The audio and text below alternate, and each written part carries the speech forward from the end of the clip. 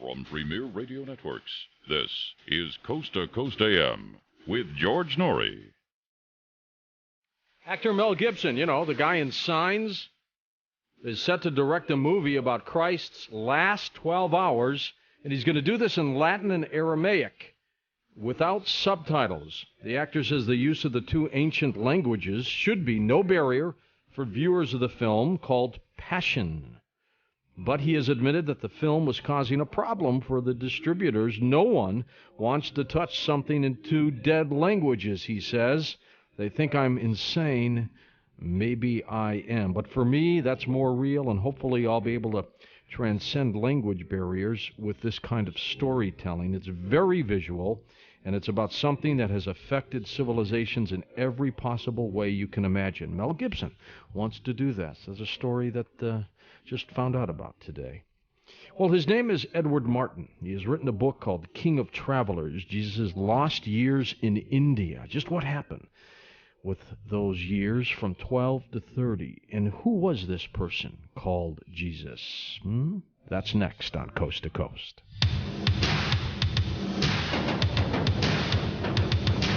Welcome back to Coast. I'm George Noory. Edward Martin attended the University of Alaska at Fairbanks, and while there, he was actively involved with parachuting, archery, mountaineering. At the age of 21, he made his first overseas trip to Kenya, Tanzania, Uganda, and while in Alaska, after graduating from UAF with a Bachelor of Arts degree in speech communications, he became a Peace Corps volunteer, teaching English as a second language in Afghanistan. And while in Asia, he traveled in Afghanistan, Pakistan, India, and Nepal. During his travels in India, he researched the subject of Jesus in India and found a surprising amount of historical evidence and folklore.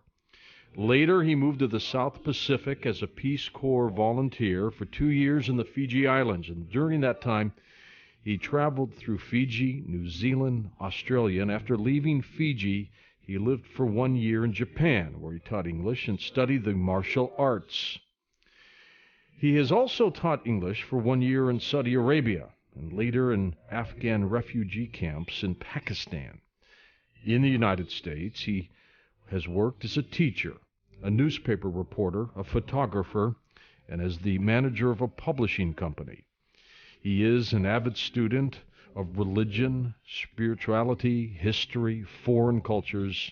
He is a gifted linguist, and he speaks 7 languages. Currently, he owns and operates a publishing business and conducts adventure tours to remote sites that he has been throughout the world. My pleasure to bring in Edward Martin. Hello, Edward. Welcome to Coast. Hi, George. Thanks for inviting me. Oh, my pleasure. 7 languages. Tell me, which ones are they? Well, after English, Spanish language, and then after that, Persian, which is called Farsi, and also pretty fair amount of Japanese, and also some Hindi, and then after that, some Swahili, and, some Fijian, too. I don't use the Fijian too much. Now, where's that from? From Fiji. Fiji Islands in the South Pacific. Okay. Do you sometimes, because you know so many languages, mix them up accidentally? Sometimes a little bit, that I kind of put my mind like playing one track on a record player. And like if I want to say something in Japanese, I kind of put my mind on that track or so on like that. Fijian, I don't get to use it too much. Farsi, incidentally, that Marco Polo used Marco Polo and his father and uncle, Niccolo and Matteo, that in their journey from Venice, and they went to Acre, and all the way from Acre on the coast of Israel all the way across to China, it was a lingua franca that they used very much. So it's been that way with me, too, that Farsi, Persian, is very useful. I've never heard of Fijian, though. I always thought that they probably spoke Japanese or Chinese. In the Fiji Islands in the South Pacific? It's in Fijian, it's a labiodental language in the Polynesian language family. And if you wanted to hear some of it, for example, the greeting is Nisambula, the answer Mula Vinaka, Osalakueve, where are you going? Aulako Manasitoa, I'm going to the store, and so on like that. It's a beautiful language. The national song there is called Isalei, and it's about a farewell to a traveler. It's a beautiful language. Amazing. How many languages are there on this planet, Edward? What do you think? I've heard the figure through the Berlitz Language School. I've heard the figure of around 2,000, if you count all the dialects, and approximately about 2,000. Incidentally, Latin is fascinating. You mentioned about the upcoming Mel Gibson movie in Latin and Aramaic. Mm-hmm. That Latin is a wonderful language. I studied Latin for 2 years in high school, and then studied 2 years of Spanish. And Latin has helped me a lot. It's a very useful language, and also the Aramaic that later, if you'd like, we'll talk about the Talmud of Emmanuel document and about the Aramaic language and the translation of that and so on. Sure. Afghanistan. I don't want to spend a lot of time talking about it, but the fact that you were there, you might be able to shed a little insight for us. Tell me about your impressions when you were out there.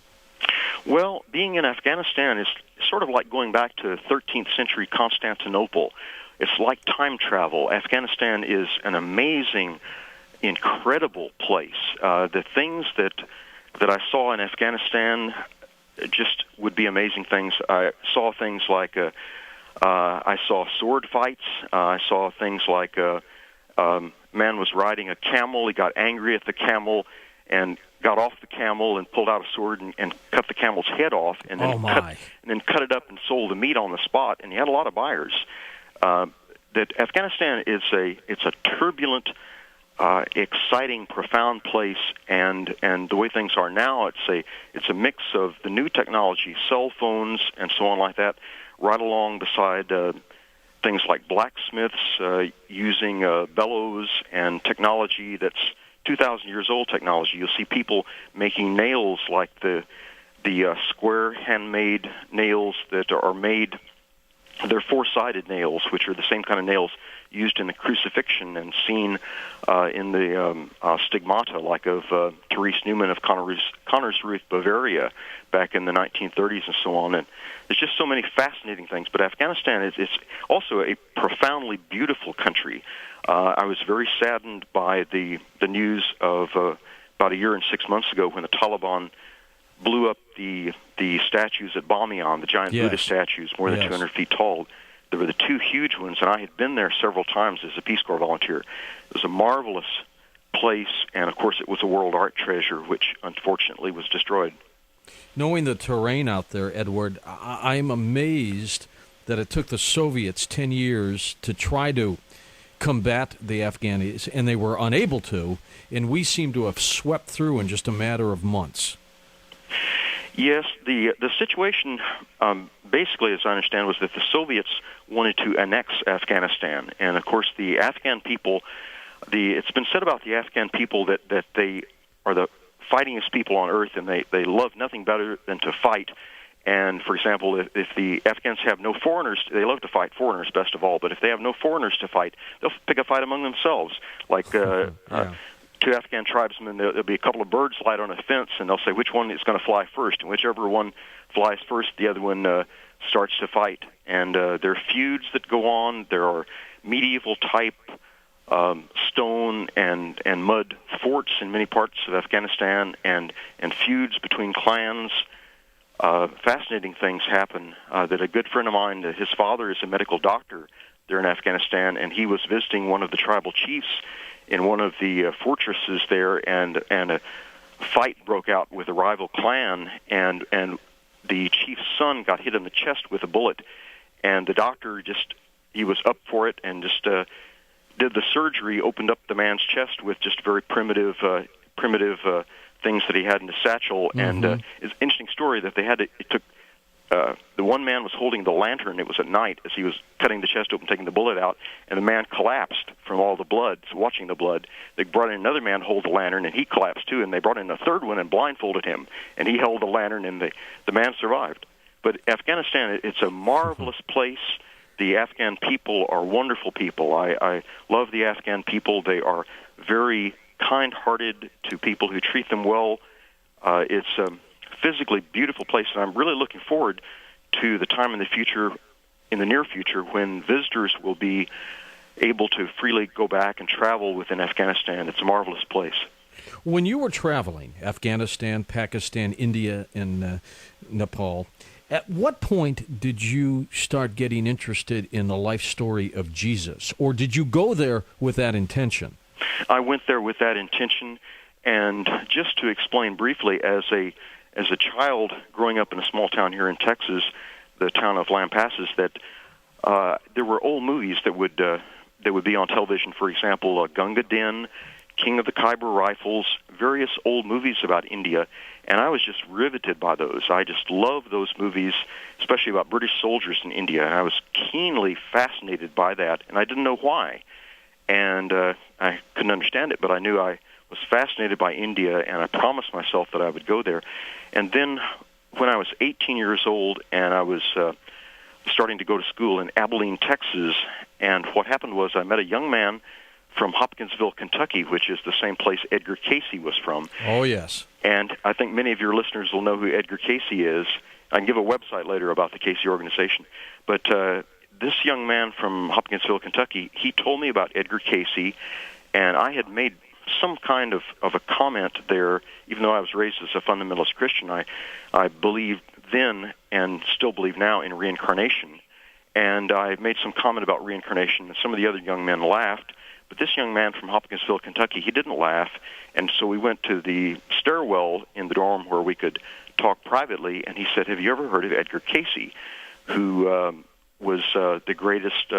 I call him the American prophet. Exactly, the American prophet, and that Cayce at first did not believe in reincarnation either. Cayce found that, as you know, that he could go into a deep trance and help people with medical problems, and then, but the Cayce readings tell numerous times that during the missing years of Jesus, between the age of 12 and 30, that many years of that time were spent in India studying from the very spiritually advanced men and women, the great gurus, the great teachers.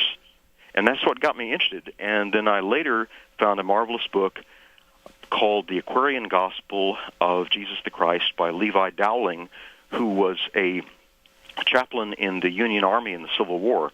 And Levi Dowling's marvelous book, that the information in that comes from the Akashic records. That Levi Dowling, like Edgar Cayce, was able to go into a self-trance and contact the Akashic records, which the Hindus describe. Edgar Cayce also contacted the Akashic records. The Hindus describe that as being like a gigantic tape recorder, which records every thought, word, and deed that has ever taken place on the earth plane. Yes.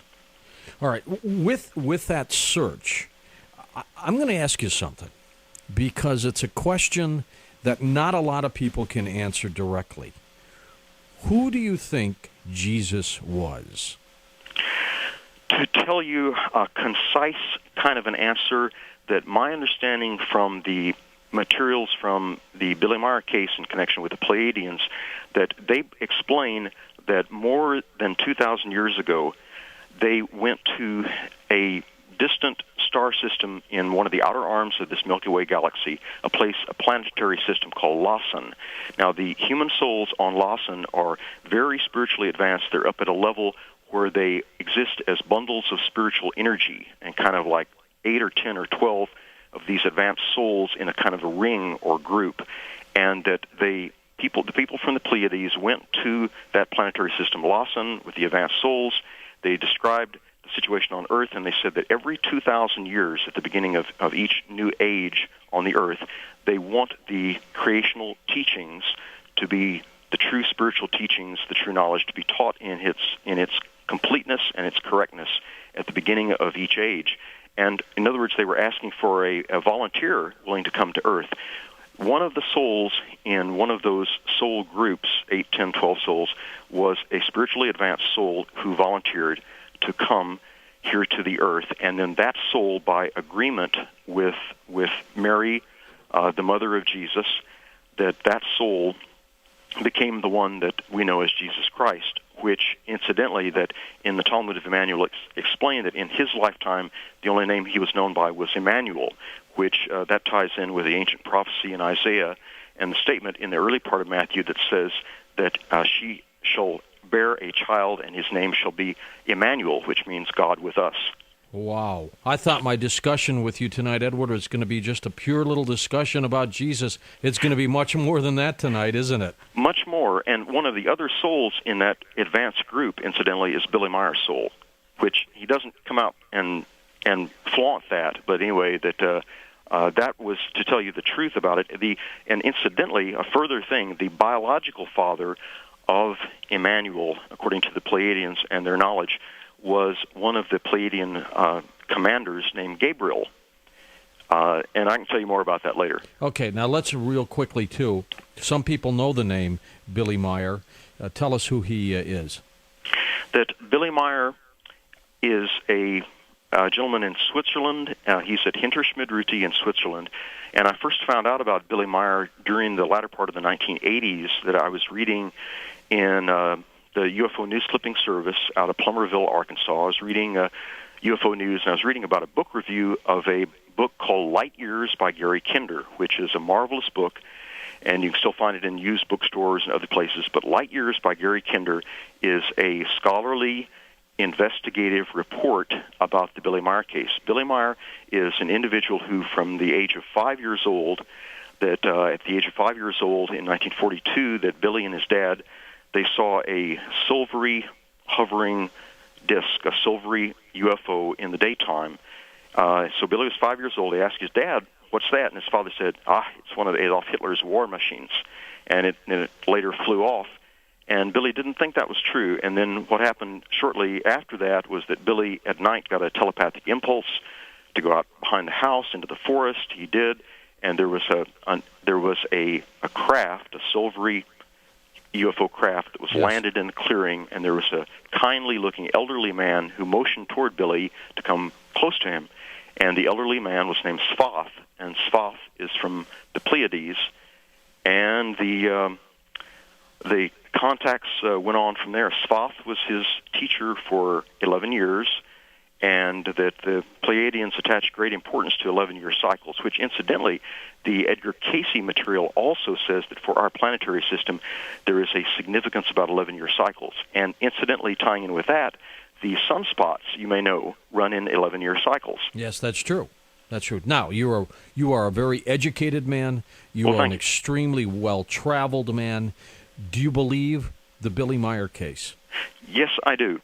I tell you what, when I first found out about the Billy Meyer case, when I read that book review about Light Years, I thought, well, an uneducated, or in our terms, not well-educated formally, and a man who ran away from school as a youngster and had these claimed UFO sightings, I thought, well, it's probably a hoax. And then I thought, well, I'll read Light Years, and I will talk with people and investigate and make up my own mind.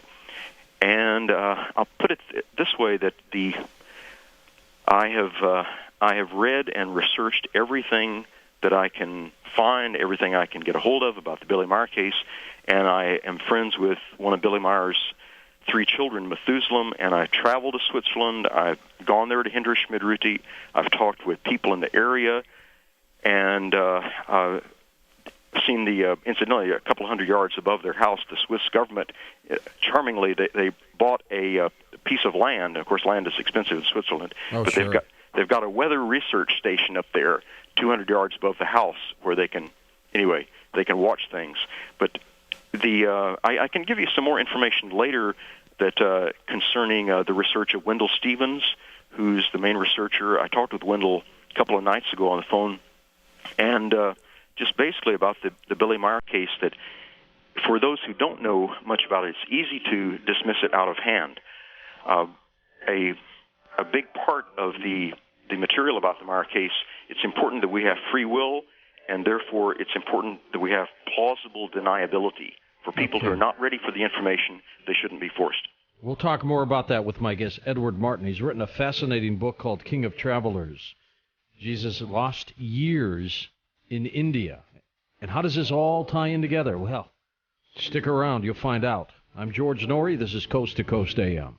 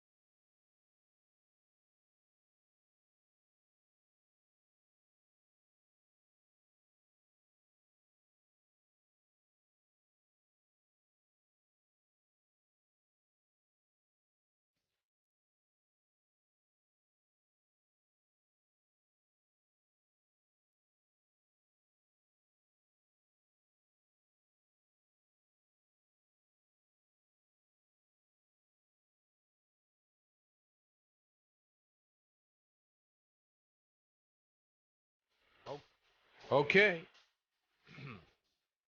Now, Coast to Coast AM with George Noory continues on Premier Radio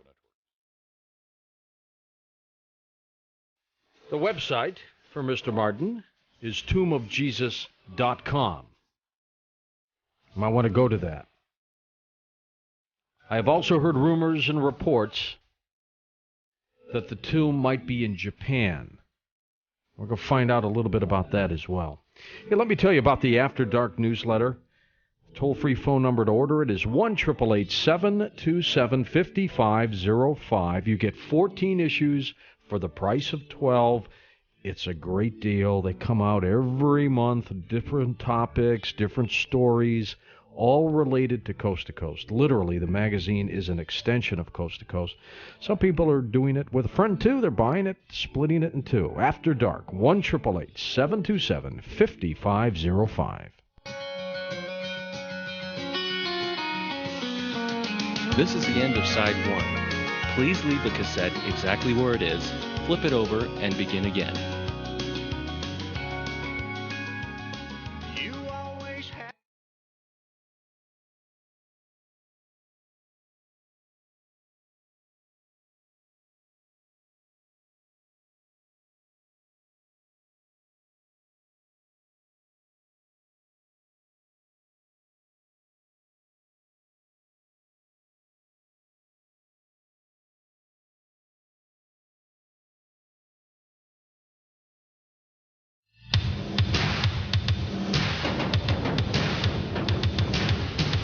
Welcome back to Coast. I'm George Noory. Mr. Edward T. Martin, my guest, as we talk about the life of Jesus. Let's talk for a moment, Edward, if we can. Now, let's put Billy Meyer aside for a moment. How did you tie in these missing years of Jesus from 12 to 30? Well, that gets into a fascinating area that, you see, what happened that after I heard about the Edgar Cayce material when I was 18 years old, and I started reading and studying and getting more and more into depth with the Cayce material, and I found out about the readings, so many Cayce readings, which told that young Jesus had lived for many years in India and studied there and traveled and healed and so on. And what happened about the thing that threw me for a loop, you see, I wanted to go in the Peace Corps to go to India, and they didn't offer that. In other words, at the time, they needed some water well drillers for the Peace Corps to go to India, about 30 of them, and I didn't qualify for that. But the Peace Corps people said, well, we can get you close to India. We can get you to Afghanistan, and like about half the people in the Peace Corps at any given time will train you to teach English as a second language, ESL. I didn't know anything about Afghanistan at the time, but I thought, well, it's close to India, and all you have to do is just cross Pakistan. Pakistan is a wonderful country also. But anyway, you can go overland, for example, from Kabul in Afghanistan. There's a local bus there that goes through the Khyber Pass over to Pakistan called the Silver Bullet. But anyway, what happened was that in the first chapter of my book, it ties in with this. It's called A Very Strange Bottle of Beer, a connection with Jesus in India. And to briefly tell you what happened was that during the time that I was in the Peace Corps in Afghanistan, there were some rough days sometimes. And yeah, rough days and so on like that, and you get spit on, things happen, and so on. Anyway, that after work one day, I went over to the American Embassy Annex, which at that time, they had, there was, in the American Embassy Annex, there was a bar for expatriates, that is for expatriates meaning people out of their country, Americans and others. And what happened was that there was a Pakistani Christian bartender there named Mr. Wilson. And Mr., in other words, a Pakistani Wait a minute, a Pakistani bartender by the name of Mr. Wilson? Because he was a Pakistani Christian. You see, when Pakistanis become Christians, they require that they take a Christian name, Western-sounding name. Okay. So he was the Pakistani Christian bartender. So I was there after work that time, and I noticed a bottle of beer that, among others, behind the counter that said Murray Beer, M-U-R-R-E-E. And so I said, it was a quiet time, and so I said to Mr. Wilson, I said, that beer, Murray Beer, I said, is that named after, it's brewed in Pakistan, right? And he said, oh, yes, brewed near Rawalpindi. at Murray. And I said, oh, it's brewed there. Oh, I said, is it named after? It must be named after an Englishman. He said, no, Sahib, it is named after Mary. I said, oh, Mary. Oh, Mary must be an English woman. He said, no, Sahib, Mary is mother of Jesus. And I said, there's a Pakistani beer that's named after the mother of Jesus? And he said, most assuredly, that's right. And I said, why would a Pakistani beer be named after Mary, the mother of Jesus? And he said, because her tomb is in that place. She is buried in that place, Murray, in northern Pakistan, about 40 miles from Rawalpindi, in Himalayan foothills. There's tomb of Mary. And I said, whoa. Oh, exactly. You're saying that Mary, the mother of Jesus Christ, is buried in northern Pakistan in the Himalayan foothills? Most assuredly, Sahib, that is absolutely correct. I've been there, holy place of pilgrimage the last 2,000 years. And I said, how could that possibly be? And he briefly told me something to the effect that some people believe Jesus did not die on cross. He returned after recuperating, returned to India. And his mother insisted on going with him. And she became sick and died and is buried in that place. And then he explained that the tomb, it faces in the Jewish fashion east and west, and the Muslim tombs point north and south. And he explained that, well, anyway, this was something I found out later, that the Muslims, the knowledgeable Muslims, have a high regard for Jesus. And in the Holy Quran, that Jesus is referred to as, he's one of the major prophets in the Holy Quran. He's referred to as Hazrat Isa, Prophet Jesus. And, of course, his mother is considered an important figure. In fact, if I'm not mistaken about the Holy Quran, that there are only two women mentioned by name in the Quran. One is Khadijah, the wife of the Prophet Muhammad, and the other is Mary, the mother of Jesus. Well, now, did these travels occur in this missing period? What happened, and I wasn't looking for it and I didn't want to find it, was that there was information here coming up that Jesus had survived the crucifixion and returned to India where he had spent his youth, and that along the way that his mother Mary died, and it was her time to pass on, and that she's buried there in northern Pakistan. And so that really threw me for a loop, and I thought, well, I'm going to go to India to investigate about the teenage years and early 20s, those missing years of Jesus anyway, and I thought if I can find out anything else about that, as far-fetched as it sounds, I thought if I can find out something, I'll see what I can find. And then the next thing I found in Kashmir, in Srinagar, really blew me away. Well, wait a minute, though. I got to ask you about this. How could he have survived the crucifixion?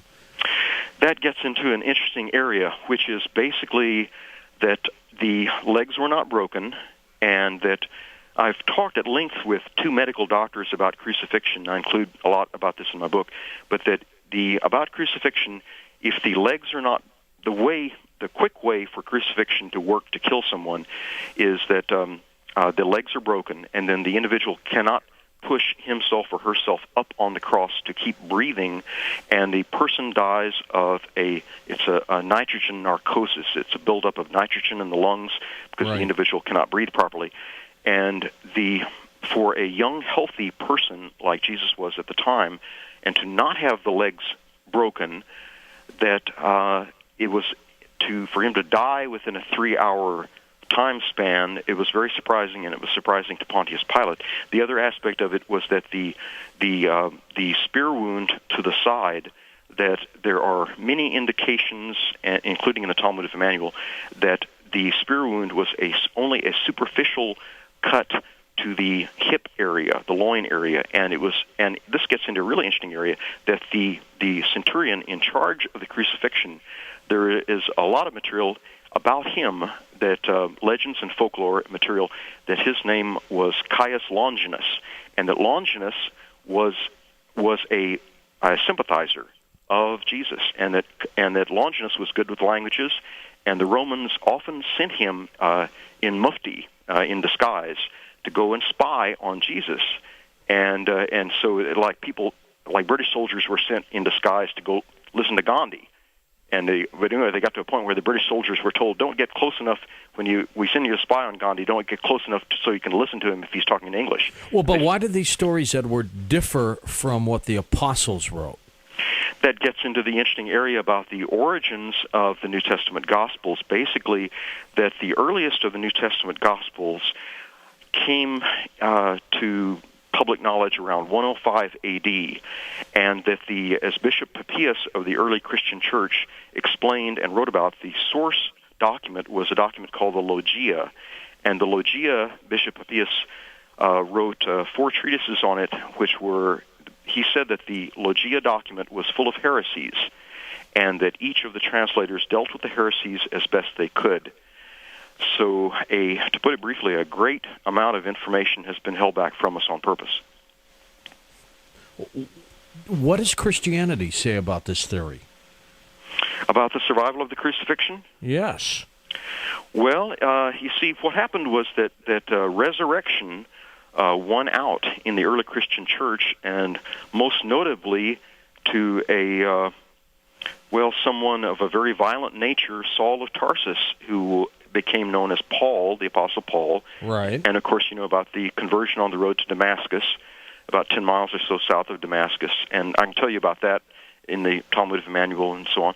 But that Christianity, you see, Paul put the Pharisee spin on early Christianity, basically changing Christianity into a Paulinism. In other words, the Pharisees believed in the resurrection of dead bodies, that at the day of judgment, that the dead bodies, the bones would take on flesh and rise out of the graves, and there'd be that great resurrection of the dead bodies. And the events that happened at the time of the crucifixion, I can tell you more details about the tomb of Joseph of Arimathea, that it had it back. Yeah, but let me ask you this, though. They take Jesus down from the cross, right? Right, Joseph of Arimathea. Are you saying everybody at the moment thought he was dead? Everybody except Joseph of Arimathea. And Joseph of Arimathea, who could very probably see auras, could see that he was in a state of near death. He was close to death, very close to death, but he was in a state of near death, as he prophesied that he would be in a state of near death, and that's in the Talmud of Emmanuel, and we'll talk about it more. But he was in a state of near death. Joseph of Arimathea could see that he was not quite dead, and Joseph of Arimathea quickly ran to his friend Pontius Pilate, got permission to take the body down. Pontius Pilate expressed amazement that a young, healthy man in good shape without broken legs, with just a superficial cut in the hip, would be dead that quickly from crucifixion. But did Pilate think he was dead? Pilate accepted what he was told. He was told, the Roman centurion, we get back to Cassius Longinus, the sympathizer, who made the superficial cut in the hip was like a primitive test of jabbing a needle in a person's arm to see if there's a flinch, if they're dead. If they're not dead, they'll flinch. If you jab the needle and there's no motion, then a primitive test, an old test, was that there's no flinch from the needle, they're dead, and no noticeable breath and so on. Well, they couldn't test his breath very easily, but the centurion made the announcement after the superficial cut in the hip, and out came what looked like water mixed with blood, that is the clear lymph with the blood, as in the case of someone who's dead or near dead, and the centurion said, he's dead. Let's go home. And, of course, the horrible storm was coming, the rain was coming, and none of the Roman soldiers were going to argue with the centurion. And let's go back to the barracks, get out of the rain. And the others were weeping, but Joseph of Arimathea could see that he was not dead. Do you believe that there was anything supernatural about any of this? Oh, goodness, yes. It gets to an area of what we describe as supernatural. One of the things that happened right after that the Talmud of Emmanuel describes about is that one of the Pleiadian commanders came and landed in a beam ship in front or near the front part of the tomb of Joseph of Arimathea. He stepped out, and he was his raiment was shining and glowing, and the Roman soldiers were just aghast and dumbfounded, and this Pleiadian commander stretched his arms out, pointed them, and out came lightning bolts. It's like some of the shows that you see in Las Vegas. Incidentally, that Mark Bean, by the way, is a great scientist who does some of those lightning bolt shows in Las Vegas. So I don't rule out that those lightning bolts from the Pleiadian commander, they could have been just by normal technology, or they could have been by spiritual means. Well, you know, the Bible does write about strange craft in the sky. You bet. Going back to Ezekiel, Elijah, fiery chariots, the wheels of Ezekiel, many, many things in the Old Testament and the New Testament, including the Star of Bethlehem, which was shining down hovering and shining down the light with a long tail at the stable. Well, now, did they put the live body of what some people thought was dead of Christ in the tomb, wrapped up in what could have been the Shroud of Turin? Yes, that the Talmud of Emmanuel explains how that Joseph of Arimathea, the secret of the tomb of Joseph of Arimathea, which was custom made, possibly by Egyptian stonecutters, a team, but the tomb of Joseph of Arimathea had a back tunnel entrance. It had the two entrances, and there's even been a tomb found recently that has a back tunnel entrance. But it had a back tunnel entrance, and so the big stone was rolled in front. Joseph of Arimathea, it says in the Talmud of Emmanuel that a linen cloth was already prepared, which had an image of Emmanuel painted into it. The body was wrapped in that, quickly taken, put in the tomb. The big stone was rolled in the front. The Roman guards were set in place. And then Joseph of Arimathea quickly ran to get the healers, Emmanuel's friends from India, and there were perhaps 2 or 3 of them. And they knew the prophecy that Emmanuel had made, that he would rise, he would leave the tomb after 3 days and nights, recover from near death. And they had medicines, bandages. One of the medicines is a famous one you can still get in the Middle East called Mathami Isa, the ointment of Jesus.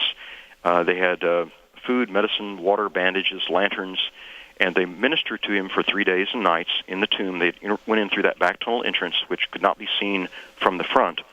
And then after 3 days and 3 nights, that he was well enough to get up and stand and move around. And they, early in the morning on the third, after 3 days and 3 nights, as he prophesied it would be the sign of Jonah, that as Jonah went into the great fish, the whale, for 3 days and nights and emerged alive, Emmanuel said that he would emerge alive from the tomb. And that so they went out through the back tunnel entrance.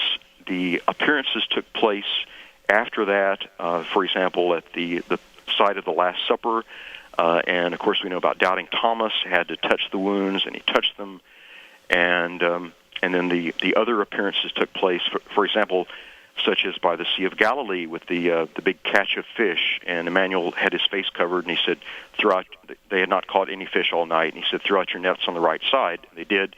And they pulled in so many fish they couldn't pull it in. And then what do you say to people, Edward, who believe in the biblical version of this, and they hear this about Billy Meyer and those from outer space tied into Jesus, in the fact that your thoughts are that he did not die, did not resurrect? I mean, they must come at you from both ends, huh?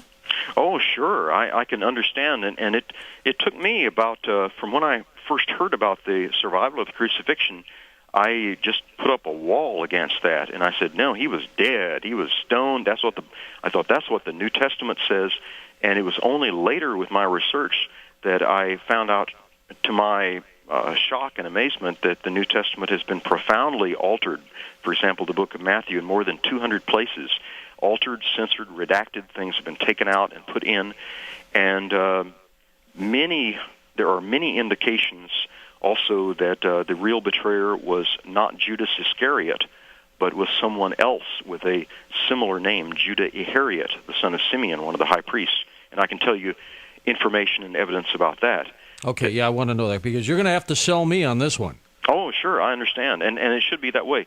For example, about the Talmud of Emmanuel document, my good friend Dr. Jim Deardorff of Corvallis, Oregon, he's been researching it now. He's a wonderful scholar and retired professor, and he set out at first to do this wonderful scholarly research and to disprove it.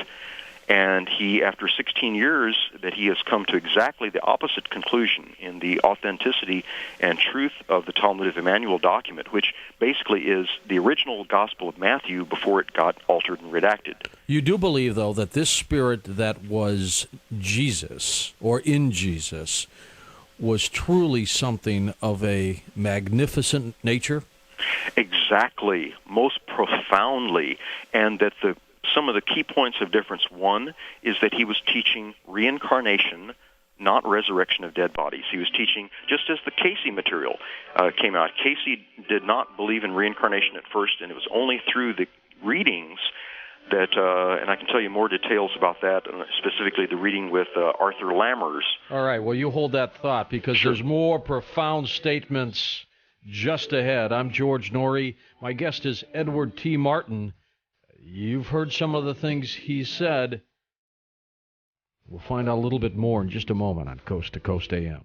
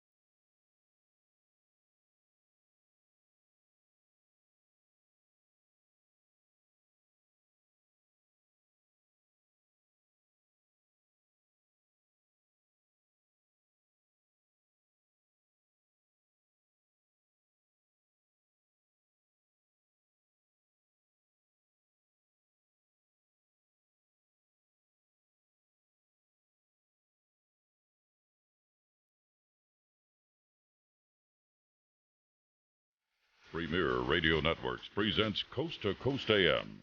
Now, here's George Noory. Here's a new twist to what we're talking about. In 1935, Kayamaru Takeuchi discovered a 1900-year-old document stored in Japan containing evidence that Jesus, born in Bethlehem to Virgin Mary, is buried in a district in Japan. The document contained Jesus' will, requesting that his brother's tomb be located next to his. This document was apparently so authentic and news so explosive at the time that the Japanese government banned the document from public view and kept it locked in a museum in Tokyo. During World War II, Tokyo was severely bombed and the museum with all the documents apparently destroyed. However, they say that the Takeuchi family made copies of the document before surrendering it to officials. Copies preserved by the family survive to this day, they say. That's just one of the things we'll chat with our guest Edward Martin about in just a moment on Coast to Coast.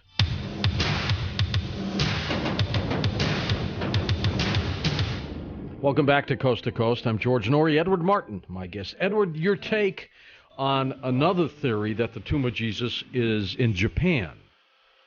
Yes, my understanding about the Takeuchi document, that it is an ancient document, but as you say, it's a document that's not open to the public. There is a mound, a burial place, which I have heard and read about. To put it briefly, from the research of my friend Dr. Jim Deerdorf, the evidence about a tomb of Jesus in Japan, it's really sketchy. It's really shaky about that, and there's not much corroborating evidence. What I do think is certainly possible concerning that is that in the years after the crucifixion, when when Jesus had returned to India and then he went to Srinagar in Kashmir at about the age of 45, that he got married to a pretty young lady known as Marianne, and they had several children, and then he later lived to about the age of 110 and is buried in that area of Srinagar. There's the public access tomb, which I've been to in Srinagar. Concerning about the tomb of Jesus in Japan that you mentioned, that my understanding is that he may very well have traveled to Japan, and for example, that his brother who returned to India, Judas Thomas, who is also called Didymus in Greek, the twin, because he looked a lot like Jesus, but that Jesus may very well have visited Japan and preached in Japan, and then later after he left, that some of his followers, that someone died and was buried there, and then as things got confused with time, that it was referred to as the tomb of Jesus himself. What do you think he looked like, Edward? Oh, yes. Just to give you a brief description, that he was around 6 feet, around 6'1", that he was a good-looking gentleman. His hair was reddish-brown hair. His eyes were grayish blue, and that he had a neat reddish beard and mustache. That he was a robust figure. In fact, I base this on several things. That in connection with the Casey material, there is a document by a Roman who witnessed Jesus, that is, who attended some of his talks and gave it a physical description, which coincides with this. I told about this in my book. And then another source of this information is that Aziz Kashmiri, a newspaper editor I met and interviewed at length in Kashmir, India, he saw an actual portrait of Jesus at the Himaskompa Monastery at Leh in northwestern India, and he saw that portrait in 1965 at the Himaskompa Monastery, and that coincided with this. It was a portrait. There were, in the archives, the lower sections of the monastery, there were dozens, I should say hundreds, of portraits, most of which were of Buddhist priests and monks and abbots who were shaved-headed and were wearing the orange, maroon, the saffron robes like the Dalai Lama would wear. But there was one that was very different of a man who had a full head of hair and beard and a mustache, and he was wearing a warm woolen cap like they still wear in Afghanistan. A design which, by the way, comes from Alexander the Great's army in 300 B.C. They love those woolen caps, and they still make them. But anyway, that Aziz Kashmiri, the newspaper editor, that he asked the Lama, the priest who was showing them around, he said, "Who is this one?" And the Lama leaned over, and they're shining the flashlights, and they removed the dust from the bottom of the portrait.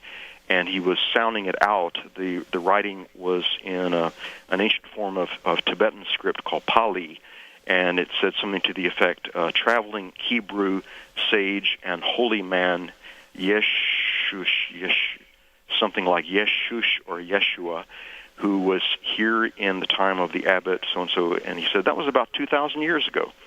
And that, incidentally, that coincides with the Aquarian Gospel of Jesus the Christ by Levi Dowling. That so do you think he looks like the picture that's on the Shroud of Turin? Somewhat, but not exactly. I think he looks somewhat like that. And my understanding is that the image on the Shroud of Turin was perhaps painted on. Incidentally, that perhaps you know about some of the research about the. Well, I know a lot. Sure, I know a lot about this. I don't think it was painted on. Well, anyway, what I mean is, I think that the Shroud of Turin may very well be genuine, and that, for example, the pollens, there's 50 some odd or more pollens from plants that, such as the marimi and these other plants that are indigenous to Israel of 2,000 years ago. Right. I think there are a lot of indicators that I've got a marvelous book that was sent to me here called Unlocking the Secrets of the Shroud by Gilbert R. Lavoie, Lavoie, and that's a marvelous book. I would not dismiss the Shroud of Turin. Now, what I find fascinating with your theories and other thoughts of this is there seems to be no question that this person named Jesus traveled all over the place. That's correct. That he traveled to India, that he traveled across it's the most famous trade route in the world called the Silk Road. And the Silk Road is basically the same route that Marco Polo and his father and uncle took in the 1200s. The Silk Road is still an important trade route today, basically going from the modern designation for the Silk Road is United Nations Highway 1, which was the designation from about 1947. It basically goes across from the area of, you can get on it in either Israel or up in Turkey, and then it goes across through modern-day Iran, through Afghanistan, on across through, for example, there's about 300 passes across between Afghanistan and Pakistan. The most famous, of course, is the Khyber Pass. And then the Silk Road, that's basically the same route that in 300 BC that Alexander the Great and his 50,000 Macedonians took when they went into India. Well, but he travels around, and he's going to all these areas between these ages, these missing ages. Why does he come back? Well, that Israel at that time, 2,000 years ago, as I understand it, was an important, very important crossroads of the world, and that it was a place where a tremendous amount of knowledge and information could be disseminated, and it would get spread by the crossroads. Of course, at that time, it was part of the Roman Empire, and that his mission was such that he was to give those teachings, those creational teachings, there at that pivotal crossroads at that time. And of course, that Emmanuel had the knowledge that when you tell the truth, that a lot of people hate the messenger of the truth, just like Emmanuel told about how that historically the people of Israel murdered the prophets. Prophets would tell the truth and they'd get killed. Well, that's why when we open up the phone lines, people are going to attack you for this theory. Sure. And I hope not, but yes. We will find out. Edward, why in the Bible does it not cover the missing 18 years from 12 to 30? To briefly explain that, you see, in the early Christian church around 100, 105 A.D., the beginning of Christianity as a formalized religion, the teachings in the Logia, the Talmud of Emmanuel, which told about how that young Jesus had studied in India for many years and had literally sat at the feet of great gurus and teachers of both Hinduism and Buddhism, that this was considered in the early Christian church as anathema. In other words, let's say you're going to make a documentary film about pizza, and let's say that you're claiming that your pizza is the best pizza in the world, and we're making this wonderful documentary film about your pizza and the greatness of pizza, and it's lunchtime and we're still filming, and you say, I don't like pizza, let's go have hamburgers. Or you say also, oh, by the way, let's also get some fried chicken, like that. And then making the documentary, of course, you'd say, oh, now you're Mr. Super Pizza, and you're the founder of this huge pizza empire, and when we show you at lunch, we need to show you eating pizza and not eating hamburgers or fried chicken or something else. And in the same way, the founder, the head of Christianity, Jesus, that the early church fathers felt that if they showed Jesus as having studied and shown respect for other religions, such as Hinduism and Buddhism, that they felt that that wouldn't look right. They felt that that would be compromising, and they just didn't want that in there. Do you see the point? Yes, I do. On that point, I do. Now, with this, and then you've got the Billy Meyer connection. Sure. That's what I find hard to swallow, and I want you to tell me a little bit more about that. Oh, sure. I was not looking for the Billy Meyer connection at all, but what happened was that when I went up to Kashmir and went to Srinagar, and I walked into a local bookstore and I found this marvelous book there at the front part of the bookstore, Christ in Kashmir, by a local newspaper editor, Aziz Kashmiri, and it was telling about Christ in Kashmir. Well, I met and interviewed Aziz Kashmiri at length, and we had wonderful discussions. The thing that I was not expecting was that when I later was researching about the Billy Meyer case, the Talmud of Emmanuel document was told how that the Pleiadians were telling Billy Meyer that, I can give you the quote right here. Yeah, explain that manual for me. Sure. The quote that Semyase, who was Billy Meyer's teacher from 1975 to about 1986, Semyase said, "We know that you are aware of a secret old scripture whose originals were unfortunately destroyed. Diffuse and spread the translation of this scripture because it is the only one which is authentic truth. To us it seems to be the most important book written, but it will be harsh in language and will meet with hate. It only offers the truth to earth humans, though some speculations are in it. But it is finally able to destroy for many the madness of religion, or at least to temper it very deliberately. It is an extraordinary work, and you ought to make it accessible for human beings." And that she is talking about the Talmud of Emmanuel document, which, incidentally, if your readers are interested, if your listeners are interested, I'll give you the website of the best website about the Talmud of Emmanuel and all the related documents concerning the Billy Meyer case, which is my friend Dr. Jim Deardorff's website, which is tjresearch.info. That's T as in Tom and J as in Joseph, research, research.info, info. So tjresearch.info is the website of Dr. Jim Deardorff, who's been very researching this Talmud of Emmanuel document the last 16 years in tremendous detail and with great integrity and great courage. And also, so you can see, your listeners can look at that on the Internet and see all of the material and the evidence and so on. The Dr. Deardorff, I should just mention also that the Tomb of Jesus website, that it's a website which is a wonderful website. The Tomb of Jesus website, specifically the webmaster of that, is Abu Bakr bin Ismail Salahuddin, who is a Muslim researcher, who has a black gentleman who has done a wonderful job, the Tomb of Jesus website. So that's tombofjesus.com.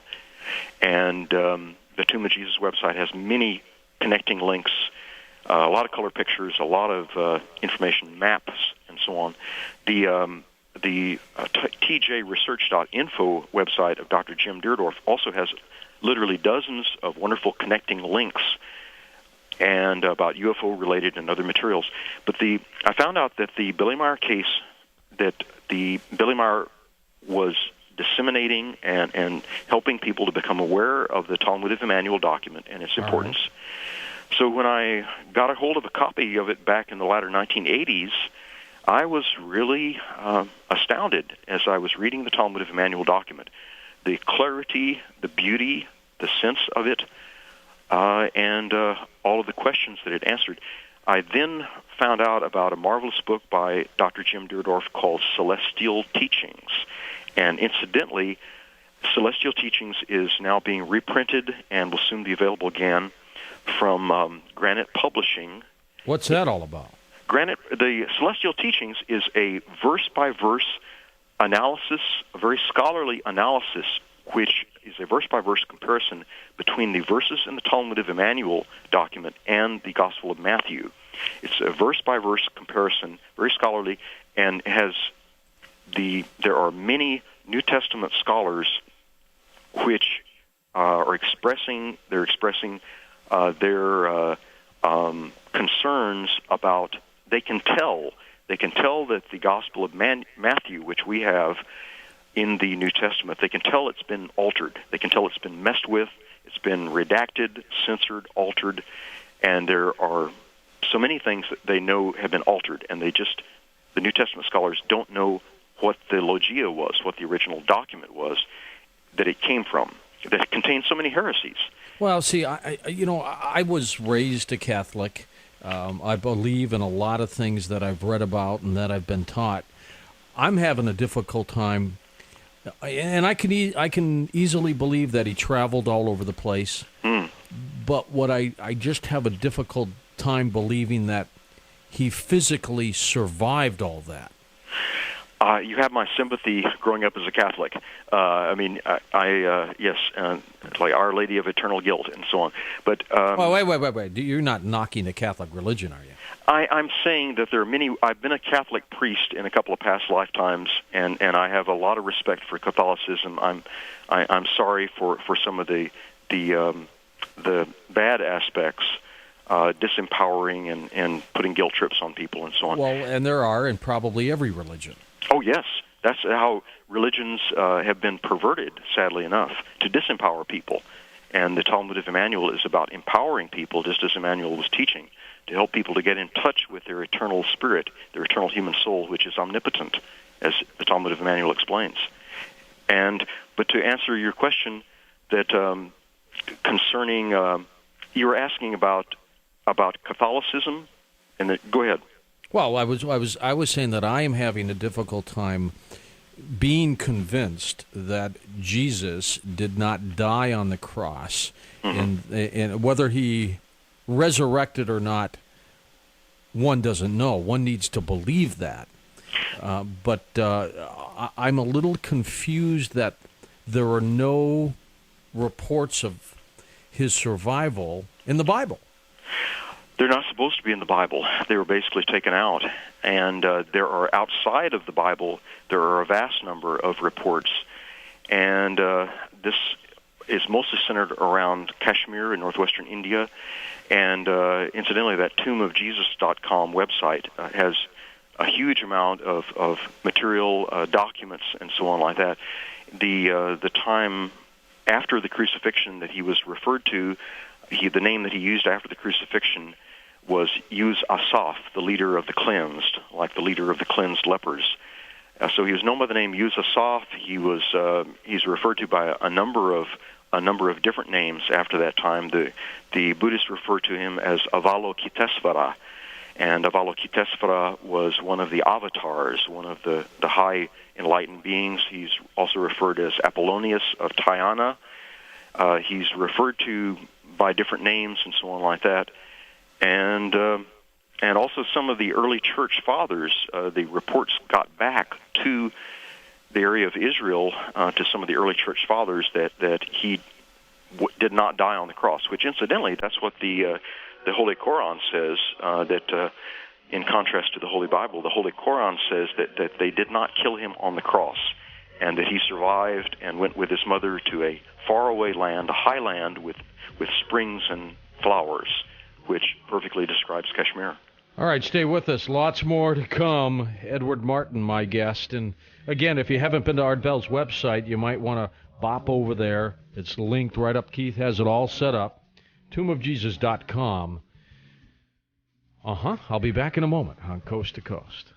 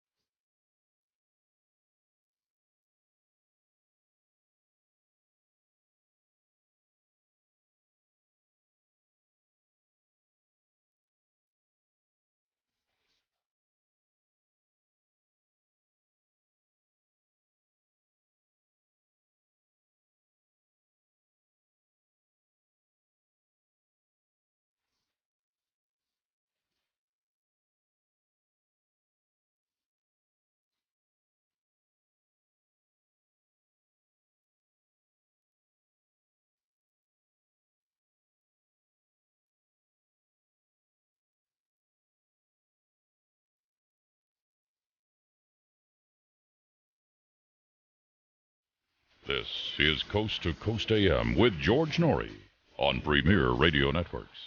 Now, here's George. I think what I'll do for the rest of this hour with my interview with Edward Martin is we'll take some of your fast blasts right there on the computer. So if you got some thoughts and some questions you want to send them through, go ahead and do that. Let me give you that phone number, by the way, for the After Dark newsletter. It's 1-888-727-5505. You might not want to order it today or tomorrow, but definitely put it on your agenda there and order it one day and keep it. As a matter of fact, it would be a great gift for someone who you know loves to listen to Art Bell on Coast to Coast. Just sign them up for After Dark. Just call 1-888-727-5505. You can give them the address you want it sent to. It'll be just a great little gift, birthday gift, holiday gift. Holiday, only a few months away already. Quick year. After Dark, 1-888-727-5505. This is the end of side one. Please leave the cassette exactly where it is, flip it over, and begin again.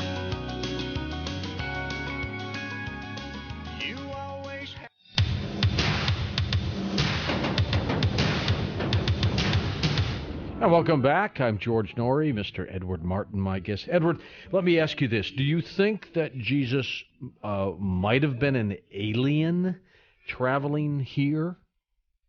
Is that possible? I think in the sense that as the Pleiadians were talking about the soul origin, the human soul origin of Emmanuel was from that star system called Lassen in one of the outer arms of this Milky Way galaxy.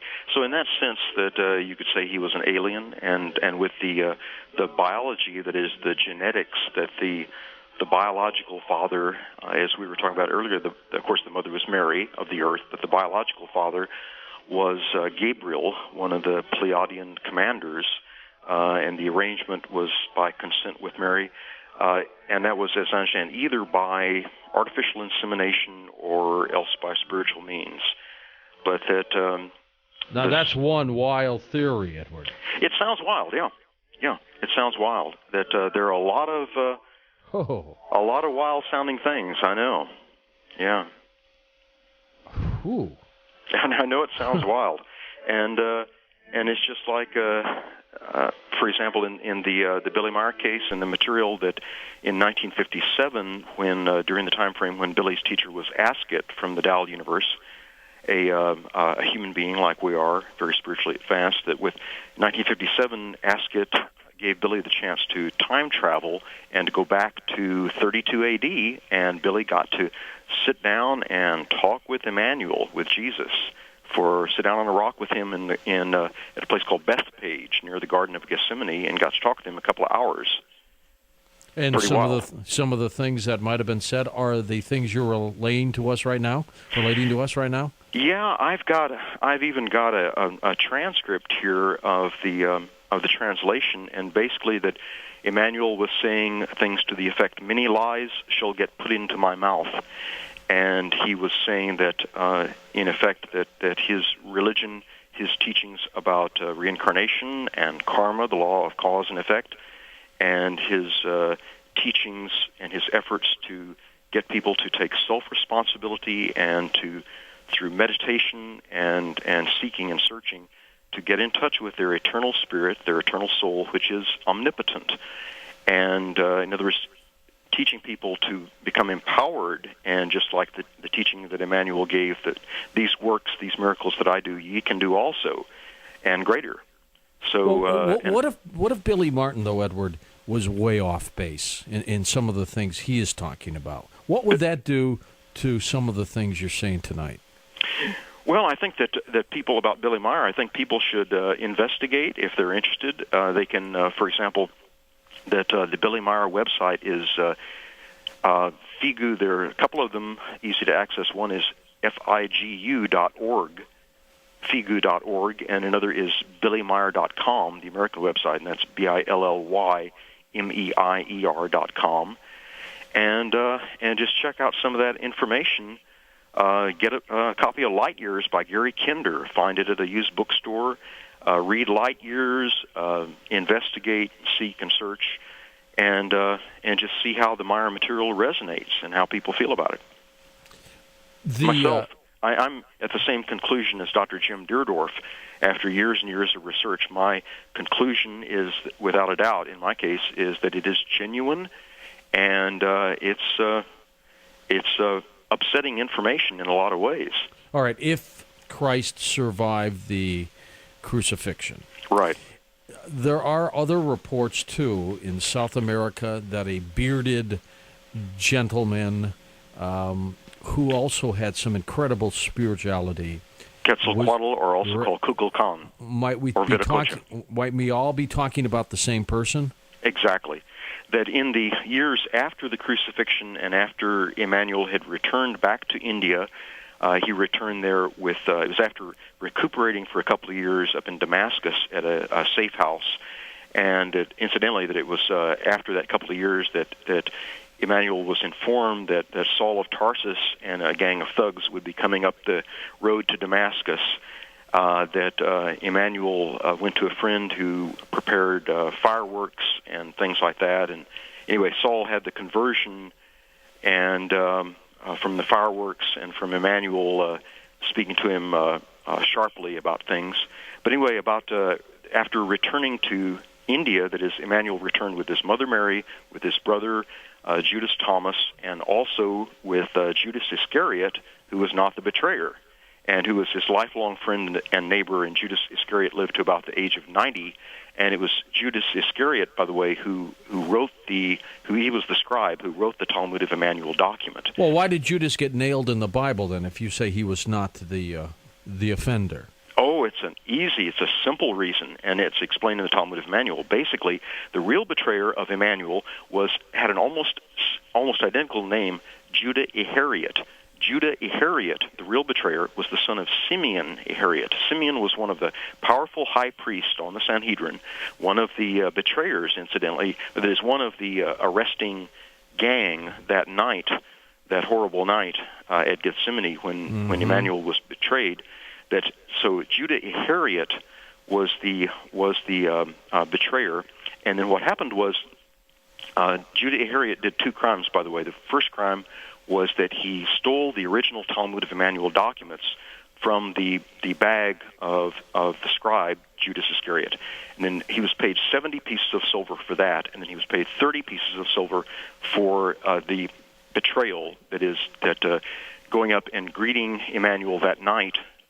Giving him the kiss of betrayal, like they still kiss in the Middle East. The men kiss on the cheeks, and they do that in Afghanistan. Kiss on the cheek. Oh, they still do that, too. Yeah, kiss on the cheeks that way. Men kiss other men, like in Afghanistan and Middle East and so on. But the betrayal, what happened right after the betrayal, and of course Emmanuel pointed that out that night when Judah Iscariot, the real betrayer, the son of Simeon, gave him that kiss of betrayal, that Emmanuel said, "Why do you come to me with treason in your heart?" And then Simeon the father and the others stepped up and they arrested Emmanuel. And Emmanuel pointed out, he said that you may succeed for a long time of accusing my faithful disciple Judas Iscariot of this betrayal, but he said, in 2,000 years the truth will come out and become known by all in the whole world, namely that my betrayer is not Judas Iscariot, but is your son, Judah Iscariot, the son of Simeon. Are you saying they got the names wrong? No, the names were intentionally. What happened was that when Emmanuel was being tortured and the crown of thorns was rammed down on his head and so on like that, Judah Iscariot, the son of Simeon, the real betrayer, he was looking through the open door, and he was looking like the others in the crowd. And at one point, the eyes met.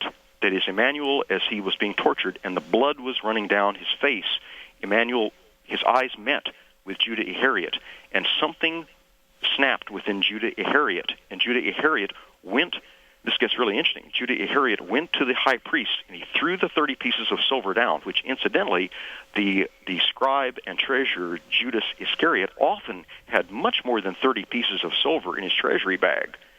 And why would he betray? Well, he had a lot more than that often. But anyway, that Judah Iscariot threw down the 30 pieces of silver, and the Talmud of Emmanuel explains what he said, that I have done evil, I have betrayed innocent blood, and this man is a good man, and his teachings are good, I have done wrong.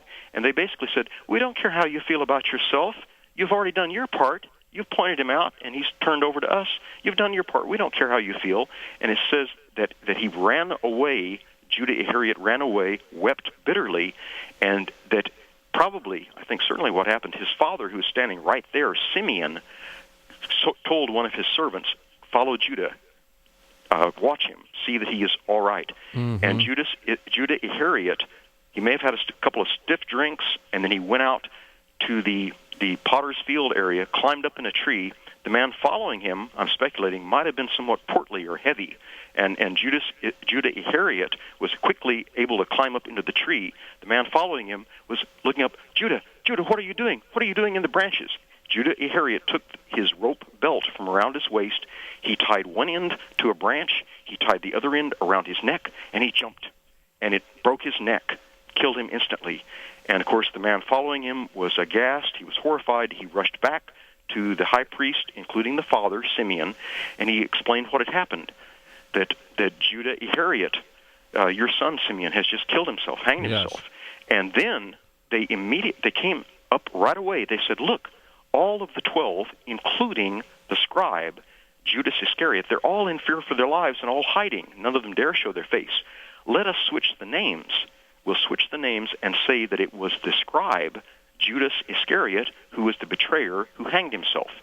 And then they said, excellent, that absolves Simeon's son, Judah Iscariot, from the crime. And, of course, suicide was and is a horrible crime within Judaism, within the Jewish religion. And so they said, look, this gets your son off, and we'll tell the people, if anyone asks about Simeon's son, Judah Iscariot, we'll say he's gone away on a foreign trip. He's gone away someplace.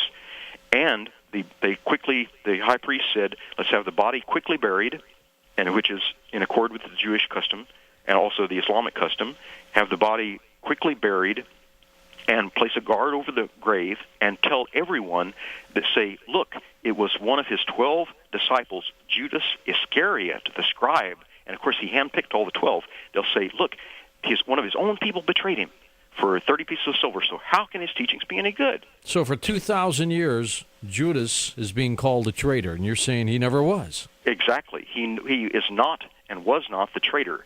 And the truth of this will be, as Emmanuel prophesied in the Talmud of Emmanuel, and I certainly believe Emmanuel, that he said that that truth will become known by all in the whole world, namely that his betrayer was not his disciple, Judas Iscariot, but was Judah Iscariot, the son of Simeon, the high priest, one of the high priests. And incidentally, that I've always wondered about that. Like in Bible school, when I was raised as a fundamentalist Christian, I always said, well, why, if Jesus had all this great, profound knowledge, which he did, and I said, why would he pick a rotten apple? Do you see what I'm saying? Why would he pick a guy, one of the 12, that would betray him? Couldn't he see that? Well, unless he did it on purpose. No, he didn't do it on purpose, and then that gets into the other area of the allowing himself, if he were to actually die on the cross. How is that? Isn't that tantamount to committing suicide? And of course, the Christian Church wants to sidestep that and say, well, he let himself get killed. Isn't that? What's the difference between that and suicide? Do you see what I'm saying? There's so many points that are very difficult for New Testament scholars and just for ordinary people to try to understand. Another point about the night of the betrayal. They had in our traditional Gospels, there's the Last Supper, and at the Last Supper, that Judas Iscariot is saying, Master, is it I? And then Jesus is saying, verily, you have spoken. You are the one who shall betray me. And then all the other disciples, they continue eating. Now, how likely is that? These guys are fishermen, and they're outdoors people, and they're blunt, straightforward men.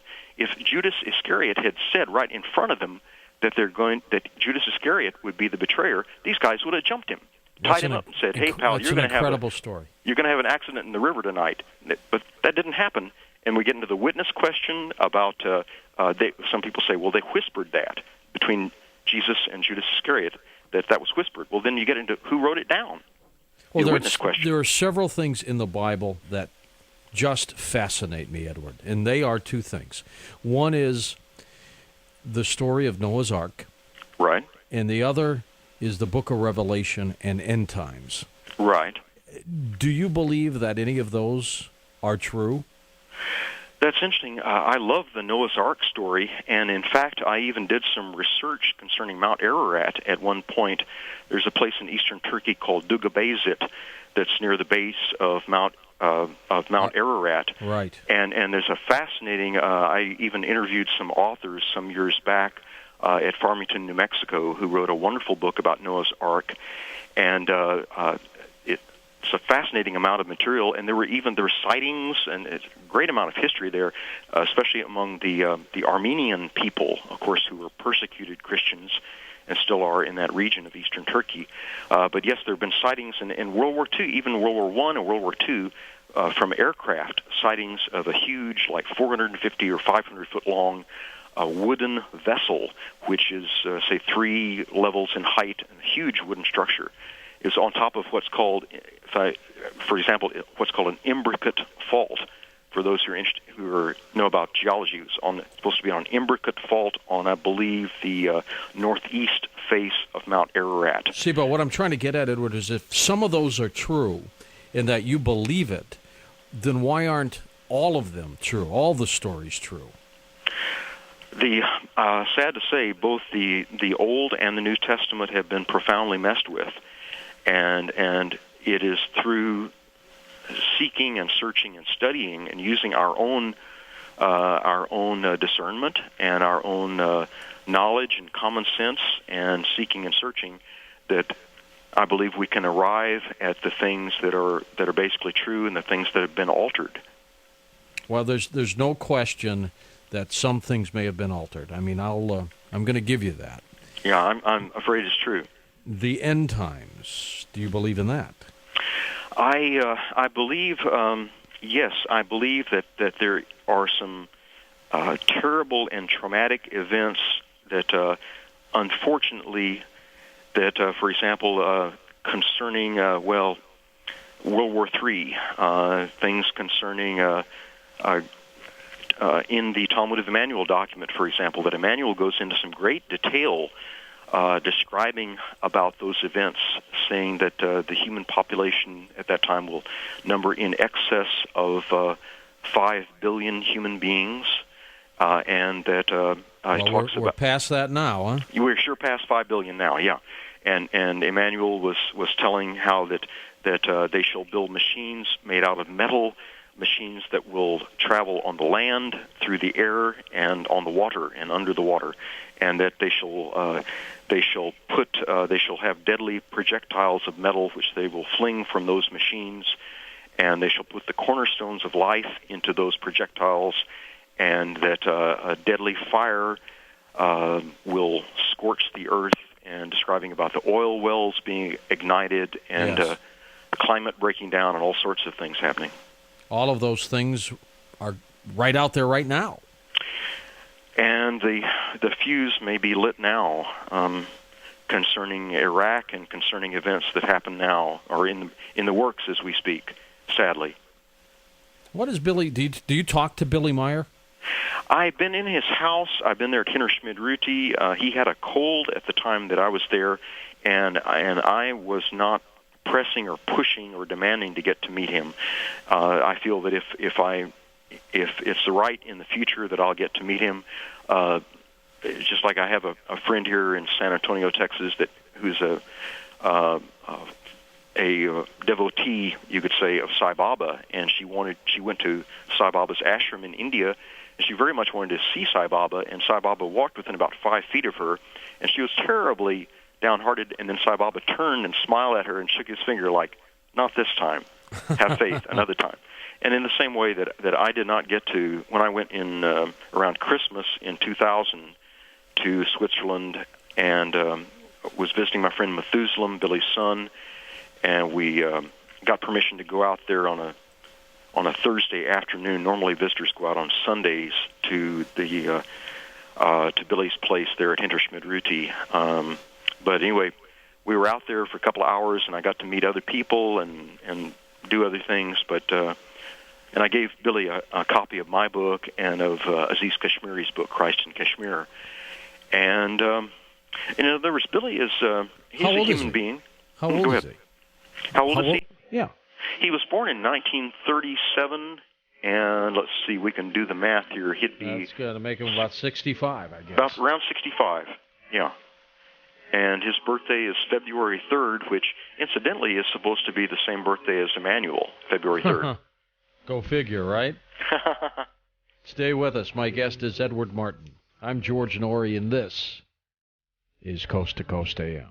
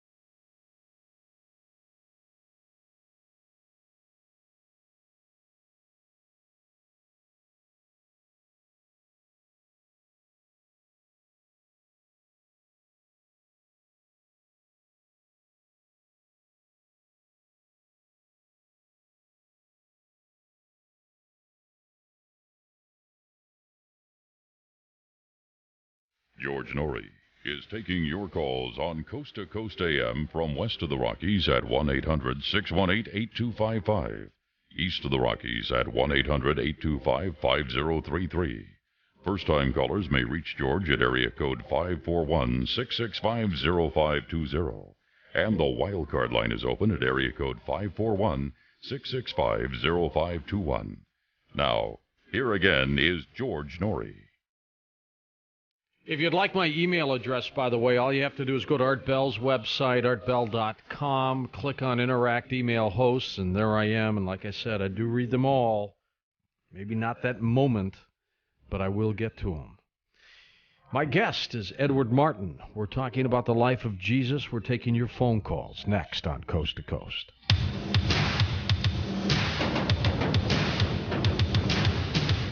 And welcome back to Coast. I'm George Noory. Edward Martin, my guest. Edward, again, did you say the date of Jesus, the birth date, was Feb 3? What happened to the Christmas date? You see, in the early Christian church, that date of December 25th, that was the time of the Roman festival called the Saturnalia, and it was an important celebration time in the Roman Empire, December 25th. And it was obscured as time had gone by about when the actual birth date of Emmanuel, of Jesus, had taken place. And also, incidentally, we know that it was in cold weather. Some of the descriptions about the shepherds and so on like that we know it was cold weather. The December 25th date, I think that would go to the Emperor Constantine in the early Christian church, when Constantine proclaimed Christianity as the state religion of the Roman Empire in around 300 A.D. And Emperor Constantine, about that time, there's a bunch of interesting stuff, but Emperor Constantine had gone with an expedition over to the Holy Land, over to Israel, and they were searching for the actual burial tomb, the tomb of Joseph of Arimathea. They were there for some months. They couldn't find it, and then what happened was that Constantine was getting in a really bad humor. Find the tomb of Joseph of Arimathea. And then, mysteriously enough, some inscriptions were found on a tomb site there in Jerusalem, and then basically that was proclaimed as being the tomb site, and so that's where the Church of the Holy Sepulchre was built. A lot of interesting material, but the December 25th date, that there was the demand, as I understand, in the early Christian church to celebrate the birth of the Savior, the birth of Jesus, and that the December 25th date was convenient. I'll tell you what, I've gotten a lot of emails. I thought for some reason a lot of people would think you were off base, and I'm not getting that. You're not? No, I'm getting some, but I'm not getting as many as I thought I would. Wow, people are showing their good intuitive sense, and they're thinking, and their minds are open. My goodness, they're going to grow spiritually. My goodness. Let's go to some of the phones. First-time caller in Houston, Texas. You're on Coast to Coast. Hi there. I just got a question. All right, go for it. I'm a spiritual person. I was born and raised Southern Baptist. I was just wondering what our mindsets nowadays, being that we have like technology and all that. I believe that, it messes up how things were back in the day. Like when you look back at,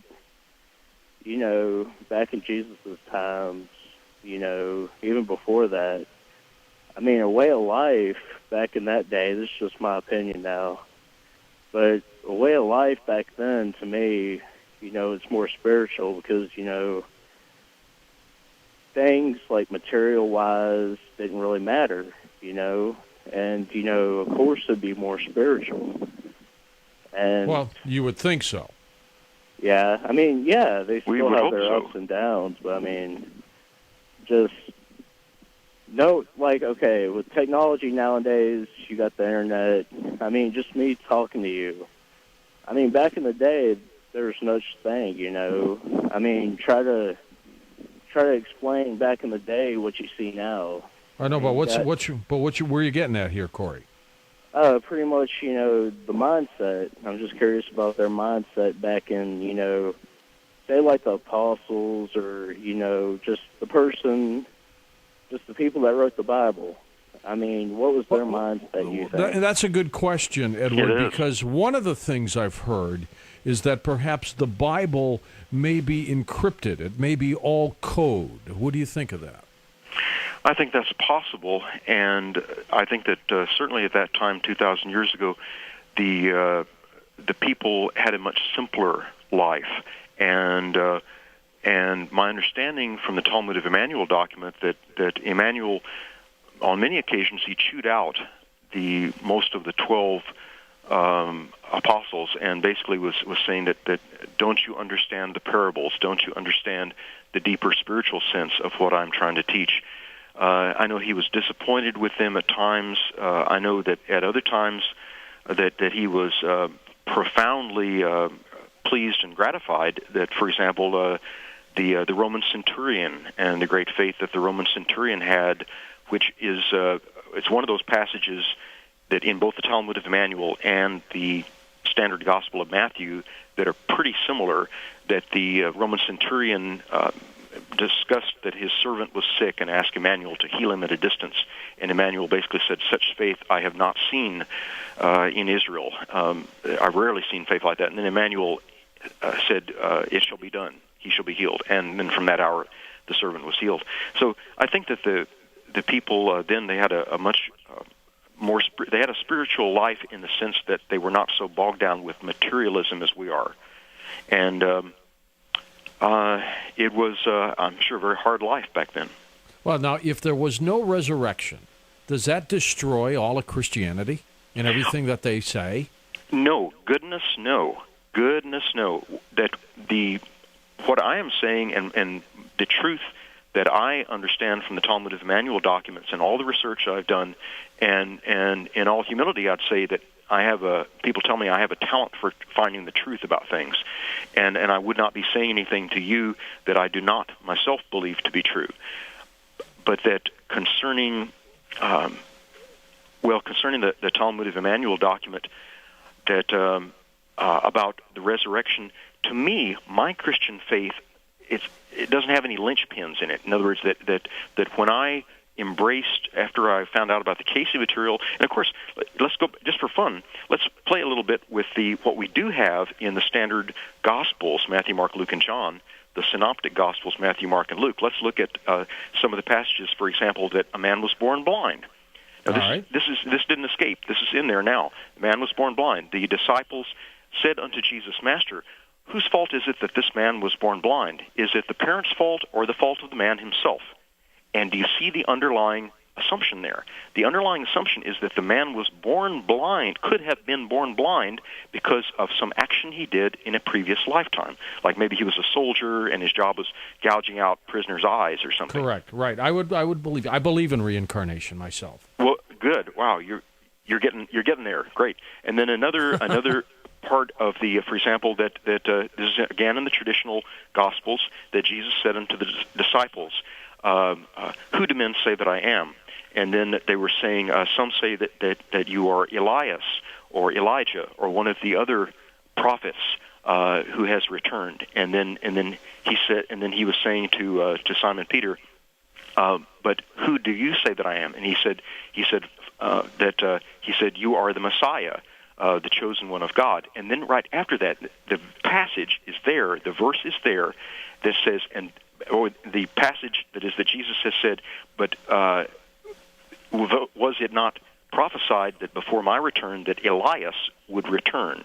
And then it says that the disciples understood that Jesus was saying, verily I say unto you, Elias has returned, and men did unto him as they would, and so they shall do unto me. And then the passage says, and then the disciples understood that he spake to them of John the Baptist. In other words, John the Baptist was the reincarnation of Elias. To me, it's in plain English there in the Gospels as we have it now. And then I would say to my Bible teachers, doesn't this just say Jesus himself was saying that Elias was reincarnated as John the Baptist? Isn't that what it's saying? And they say, well, that's not what it means. And I'll say, well, what does it mean? And you see what I'm saying? Or that, or other passages, for example, that take the passage about Job in the Old Testament, where the Job says, "Naked was I born, and naked shall I return to my mother's womb thither." You see what I'm getting at? So you believe that Jesus believed also in reincarnation? Absolutely, and that he was teaching that, and that there are some passages. The Talmud of Emmanuel is very clear and very beautiful in the descriptions and the passages about the teaching of reincarnation, the teaching of karma, the law of cause and effect. Be not deceived, God is not mocked, for whatsoever man soweth, that shall he also reap. The simple law of karma, cause and effect that works itself out not only within one lifetime, but over many lifetimes, just like the Edgar Casey readings told about. Let's go to Indianapolis, Indiana. Wild card caller, welcome to Coast to Coast. Hi there. One lifetime, but over many lifetimes. Turn down your radio. Indiana, wild. He's gone. Let's go west of the Rockies in Oregon. You are on Coast to Coast. Hi there. Good morning, George. Good morning to you. Thank you for taking the call. Sure thing. I am one of the older ones. I had a contact in 1943. Wonderful. I also have talked to James Deardorff, and I have the Book of Book of Emmanuel, and I really have enjoyed it. You're a wise man. I agree with your guest there, Mr. Martin, very much. Wow. And I haven't had the chance to totally do the research that he has, as I am totally blind. And I would like very much to get, Mr. Martin, your email address so a friend of mine can contact you, as I have specific reasons off the air that I would like to discuss with you. Your eyes may be blind, but I think you're seeing more than a lot of us. Well, that's what I was told in June by a remote viewer, said that I see more by remote view than I realize. I had a very early age, to show you an example, when I was about 8, 9 years old, when I had my sighting of an ET, I had discovered in my own mind that it was a starship that guided the the three wise men? Well, three wise men to Bethlehem. I was taking to school. I was a farm boy. I was taking to school a bundle of hay to use in the crib. And I told the folks, I said, lambs weren't born in December. They were born in February and March. And none of these things that a very small boy made much sense to me the way they were teaching in Bible school. And so I think there's just been a word or two left out here and there to bring forth the facts. Like I say, I was raised a farm boy. I've lost my sight, had to leave the farm, but I have an extensive website, which I know George won't let me give out. Oh, I can't do that. Could you give me your email address, sir? Why don't you do my that? email address is Jonah Publishing. Jonah Publishing. That's Jonah, and then Publishing. Jonah. And then Publishing, and then after the word Publishing, the number 23. 23. At hotmail.com. At hotmail.com. Right. So it's. Thank you very much. I have enjoyed. I didn't get the first part. I was doing a little snoozing. I have a program every week myself, and I want to contact you to join me. I'm trying to open the door on the secrecy on very many things. I'm being a farmer. I'm trying to investigate the crop circles. I told. We have three of them recently, one here in the state of Oregon at Forest Grove and 2 in Idaho. And, marvelous. A close friend of mine, Barbara Lamb, who is one of the leading experts on crop circles, has written a marvelous book called Crop Circles Revealed. And Barbara Lamb wrote that with Judith Moore. It's a marvelous book, and that. But thank you so much. All right, I'm going to ask you while I've got you on crop circles. What's your take on all those? I believe that the majority of the crop circles are extraterrestrially created. That is, they are created, in my opinion, by extraterrestrial beings, extraterrestrial intelligence. They are marvelous, and they are part of what is called the leaky embargo. The leaky embargo, in other words, is letting us as a planetary situation gradually come to the awareness that we are not the only intelligent beings in the universe. The leaky embargo is letting us gradually know, and of course tied in with all this is what's called plausible deniability. that any of this stuff, including all the things about the Billy Meyer case and all the vast millions of UFO sightings that skeptics and people who are not ready to believe it, they can plausibly deny it. And that's well and good, because no one should be convinced of anything against their free will. There is a profound and marvelous spiritual mystery about free will. It's very important. I've seen some of the film video from Billy Meyer, and it is incredible.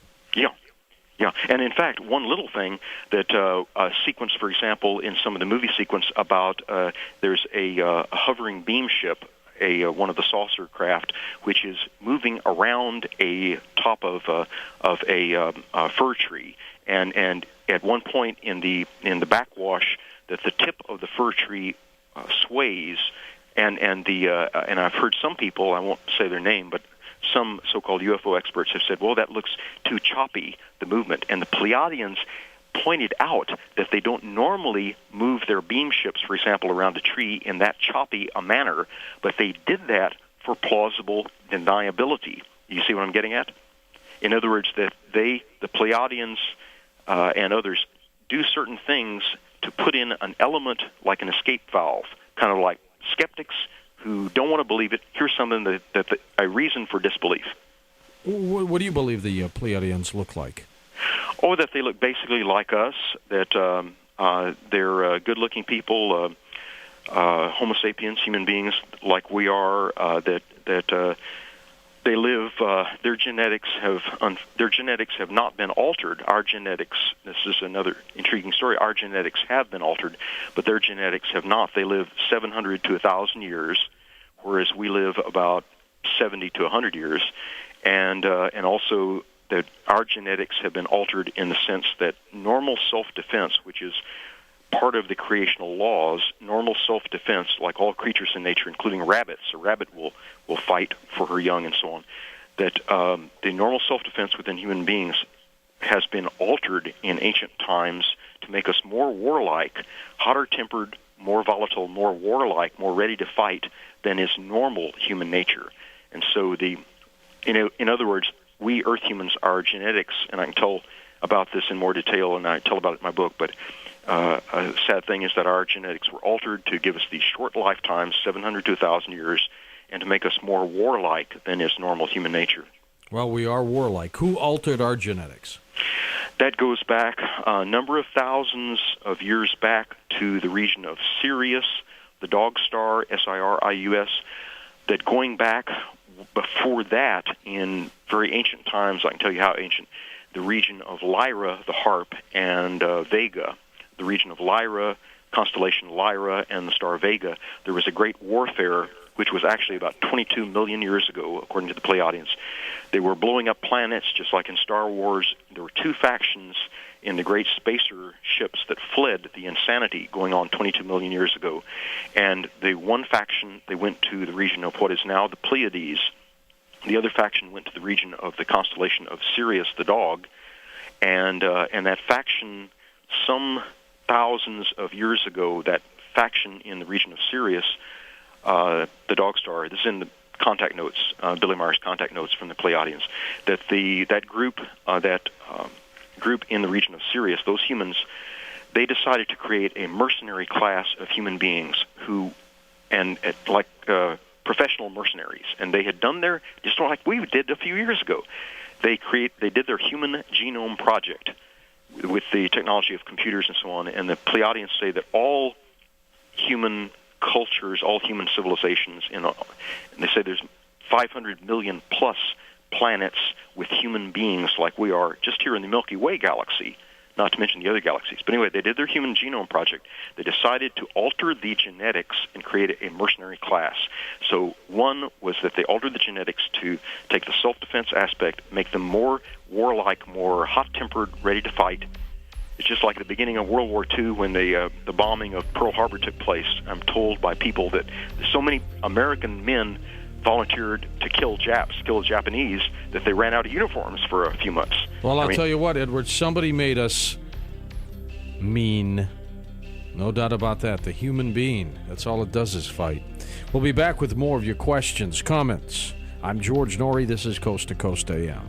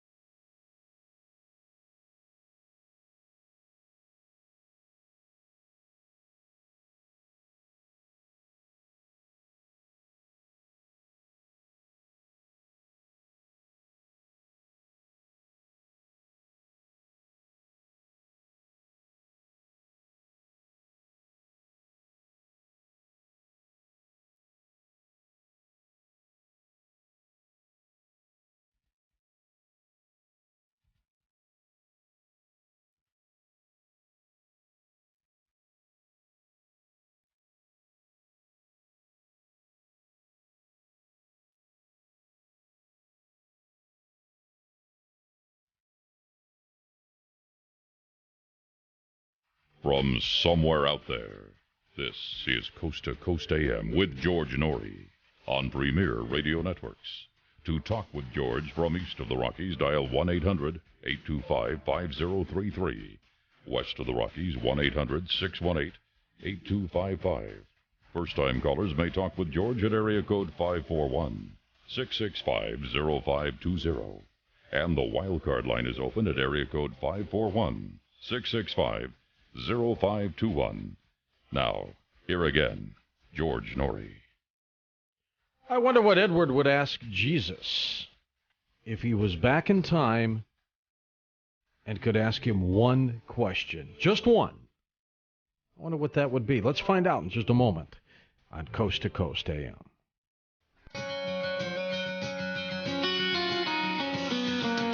This is the end of side one.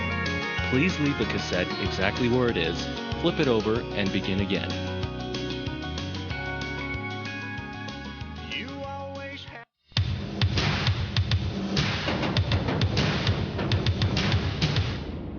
Edward, if you could go back in the time and you talked to Jesus, what one thing would you ask him? That is a profoundly good question. And I would say that from my research, I cannot think of much that I would ask him. I would perhaps ask him that what kind of profound disappointment that he feels about the direction that the Christian churches have gone in, about laying guilt trips on people and disempowering people, and how that he feels about that. From reading that conversation with Billy, that I have a good sense of the sadness that he would feel about that, that he knows very well that Christianity, both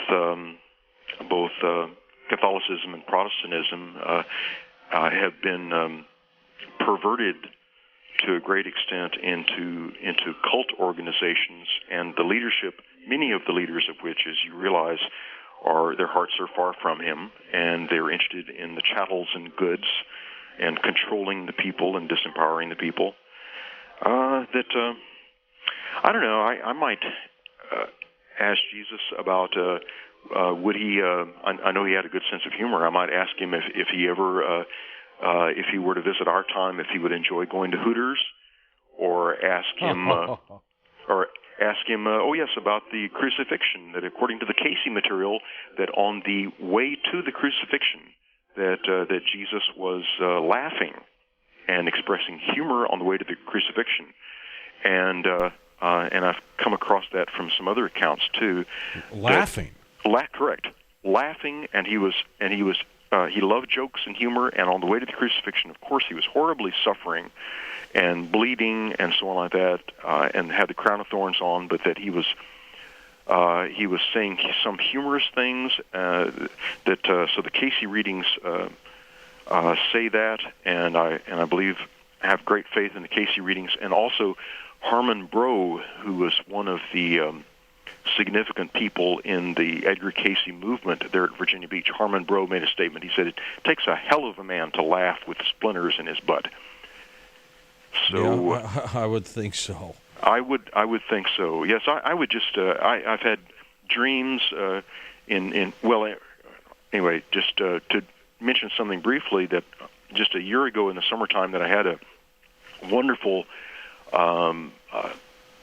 meeting with Dr. Leo Sprinkle up in Laramie, Wyoming. Leo is one of the leaders in the UFO field concerning hypnosis, about UFO missing time and so on like that, and reincarnation things. And I had known Leo about 10 years, and that I mentioned that because I asked Leo about a year ago in the summer when I was up there the last time at Laramie. I said, Leo, would you go into the self-trance?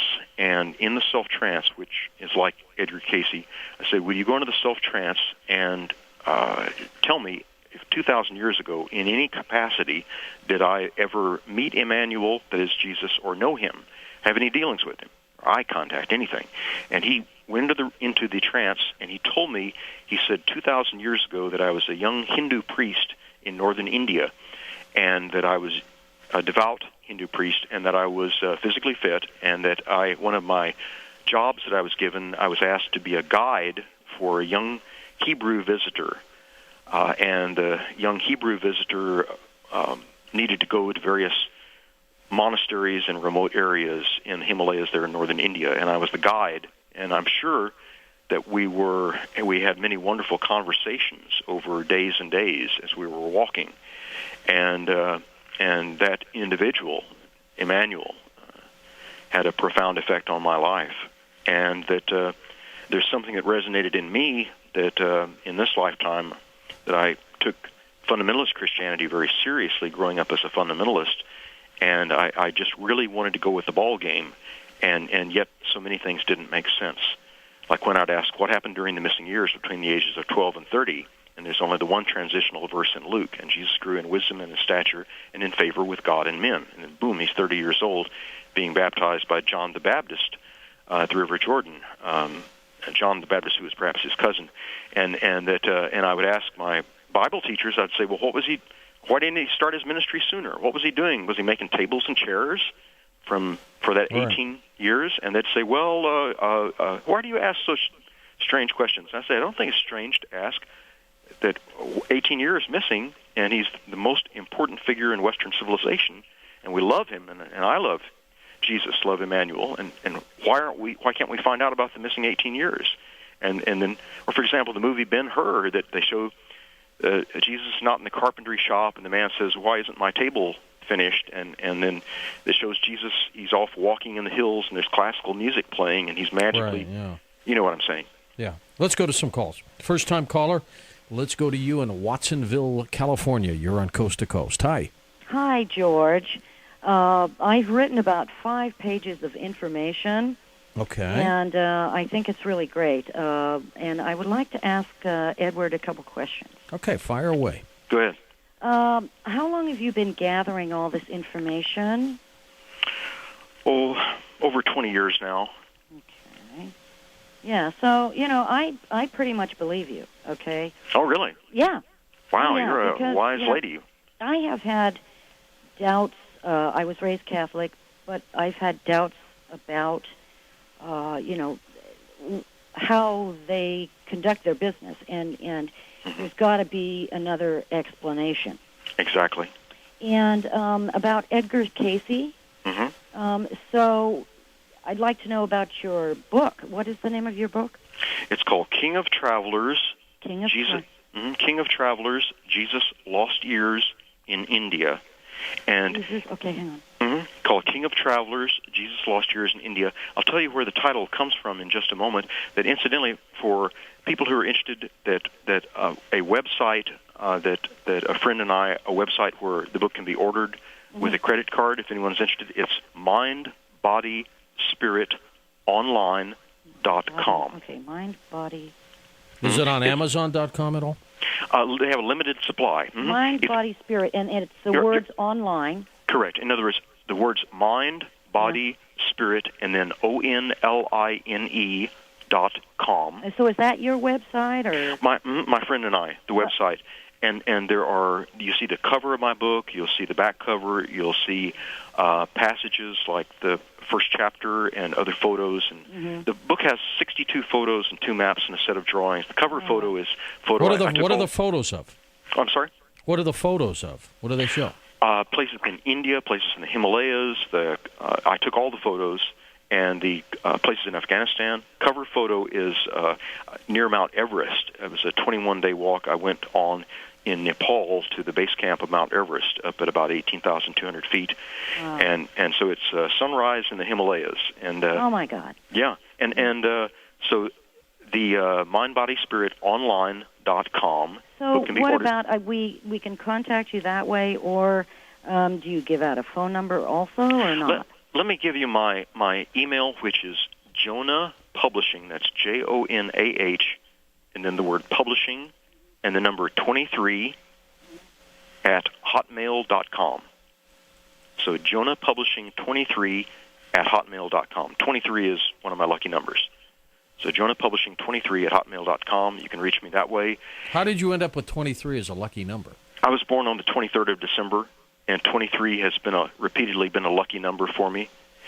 And about the title of my book, King of Travelers, that I did a lot of teaching overseas, and one place where I was teaching over in Pakistan, I was working with Afghan refugees from the war in Afghanistan when the Russians were in Afghanistan. And I had one of my classes, English conversation classes, that an evening class with, and almost everybody in that class, they were either a medical doctor or a PhD, and they called it the doctor's class. And they were very learned Islamic gentlemen, wonderful gentlemen, and we had wonderful discussions. And one of the things they told me about was a wonderful Muslim traveler named Ibn Batuta. Ibn Batuta was from Tunisia in North Africa, and Ibn Batuta is the equivalent of Marco Polo for the Muslims. And Ibn Batuta traveled from Tunisia in North Africa to Egypt, to Arabia, to India, to China, and traveled for about 30 years. Ibn Batuta spent about a year and a half, by the way, in India, researching, guess what? And when Ibn Batuta was back home on his deathbed in Tunisia, that the story they told me was that some admirers came, and they said, Ibn Batuta, you're the greatest of all travelers. And the story was Ibn Batuta sat up in his deathbed, and he smiled, and he shook his finger, and he said, no. He said, I am not the greatest traveler, but if you learn the truth about Hazrat Isa, Prophet Jesus, if you learn the truth about the life of Jesus, Jesus is King of Travelers. And the phrase King of Travelers, it stuck in my mind. So King of Travelers refers to Jesus, to Emmanuel. What was his purpose to travel? Was he trying to get a message out, or was there another reason? There was kind of all of the above. In other words, one of the important reasons was to learn and study and to grow. And just as we have to, when we need to get knowledge and information and so on, we have to go where that is, to a university or to a library or to archives or to wise men and women, and to learn from them, and to seek and to search. And that young Jesus, in my opinion, he was not magically getting the knowledge and wisdom by going for walks in the hills with classical music playing. The movie Ben-Hur is great, by the way, but anyway, I believe that he was studying, that he had the keen, burning desire to go to India. And incidentally, the document that I mentioned earlier by the Civil War chaplain Levi Dowling, the document called the Aquarian Gospel of Jesus the Christ, which is still in print. It's a wonderful book. And but anyway, the Aquarian Gospel of Jesus the Christ by Levi Dowling, that tells how that at the feast of the Passover, when young Jesus was 12 years old, and he was his parents found him talking with the learned doctors of the Hebrew law. I remember that story. Yeah, one of them may have been the legendary figure Rabbi Hillel, and he was giving marvelous answers. And there was a small audience gathered around, and according to the Aquarian Gospel of Jesus the Christ by Levi Dowling, one of the people in the audience was a man from eastern India, from the state of Orissa in eastern India, and his name was Ravana, Prince Ravana. And there's another Ravana in Hindu mythology from Sri Lanka that's a bad guy, but this wasn't that Ravana. This was a good Prince Ravana from Orissa in eastern India, and he became friends with Jesus, and became friends with the Mother Mary, and with the surrogate father, the substitute father Joseph. And anyway, that became friends with them. Took his entourage, this Prince Ravana from India, took his entourage to Nazareth and spent a week or longer in Nazareth and put on a feast and honored young Jesus, and basically said that he would become his patron and take young Jesus with his entourage, with his caravan, back on the Silk Road, back to India to study, and that Prince Ravana would be his patron. And Jesus was just chomping at the bits to go, according to the Aquarian Gospel of Jesus the Christ.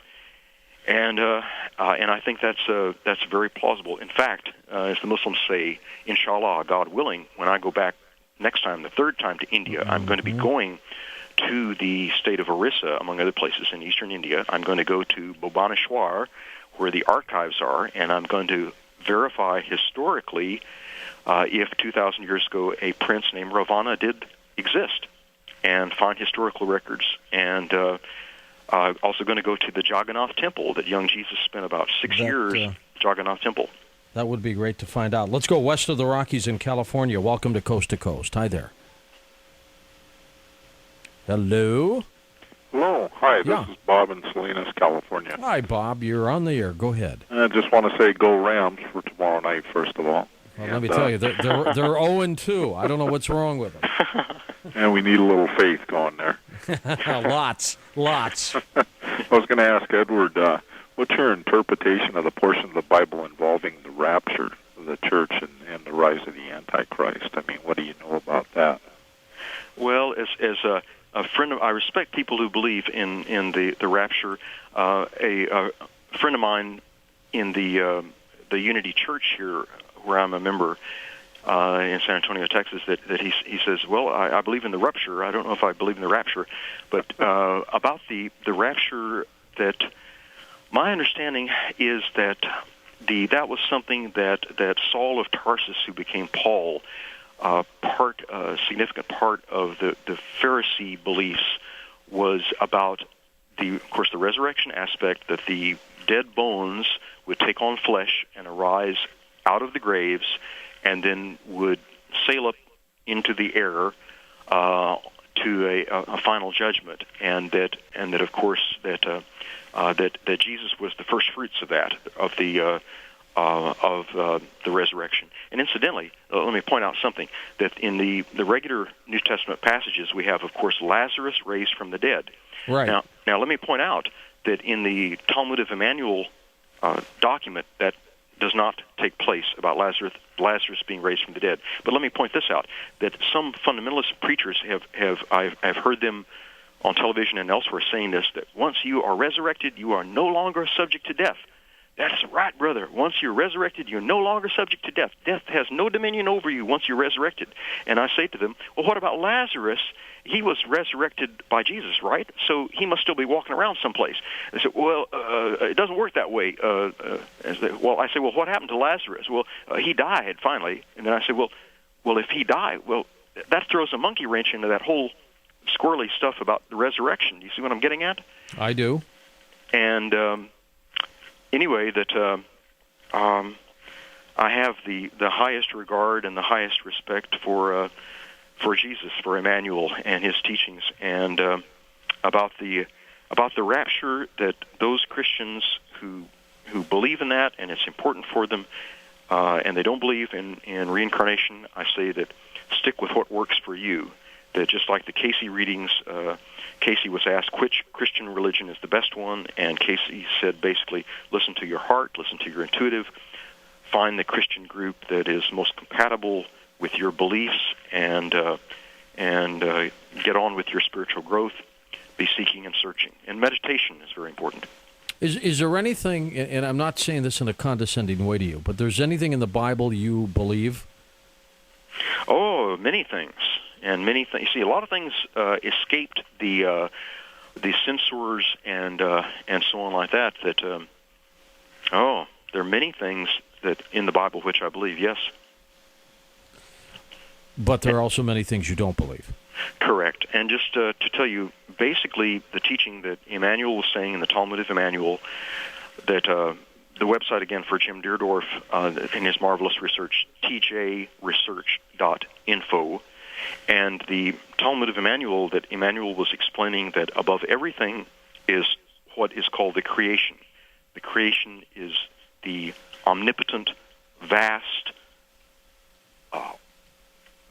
all-knowing, all-powerful aspect of this universal divinity that they call the creation. And within the creation there are spiritually advanced men and women who are governors, who act as governors within the creation, governors over planetary systems with human life. And they are called, by the Pleiadians, they're called Ishwish or Ishrish, whether they're male or female. But these spiritually advanced men and women are what is referred to as God.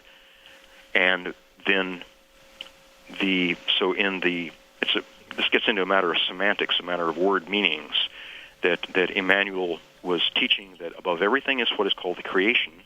Within the creation, there are these spiritually advanced men and women, these kings and queens of wisdom, that we refer to as God, who are like governors over human planets. So you do believe in 10 seconds or less, you do believe in a God. Oh, you bet I do. You bet right. I do. Hold that thought. Hold that thought, because I want to talk with you about that and take more phone calls when we come back. I'm George Noory, and this is Coast to Coast AM.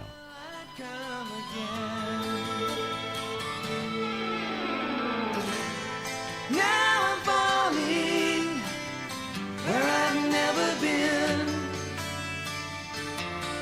My resistance is wearing thin. Somewhere in the distance.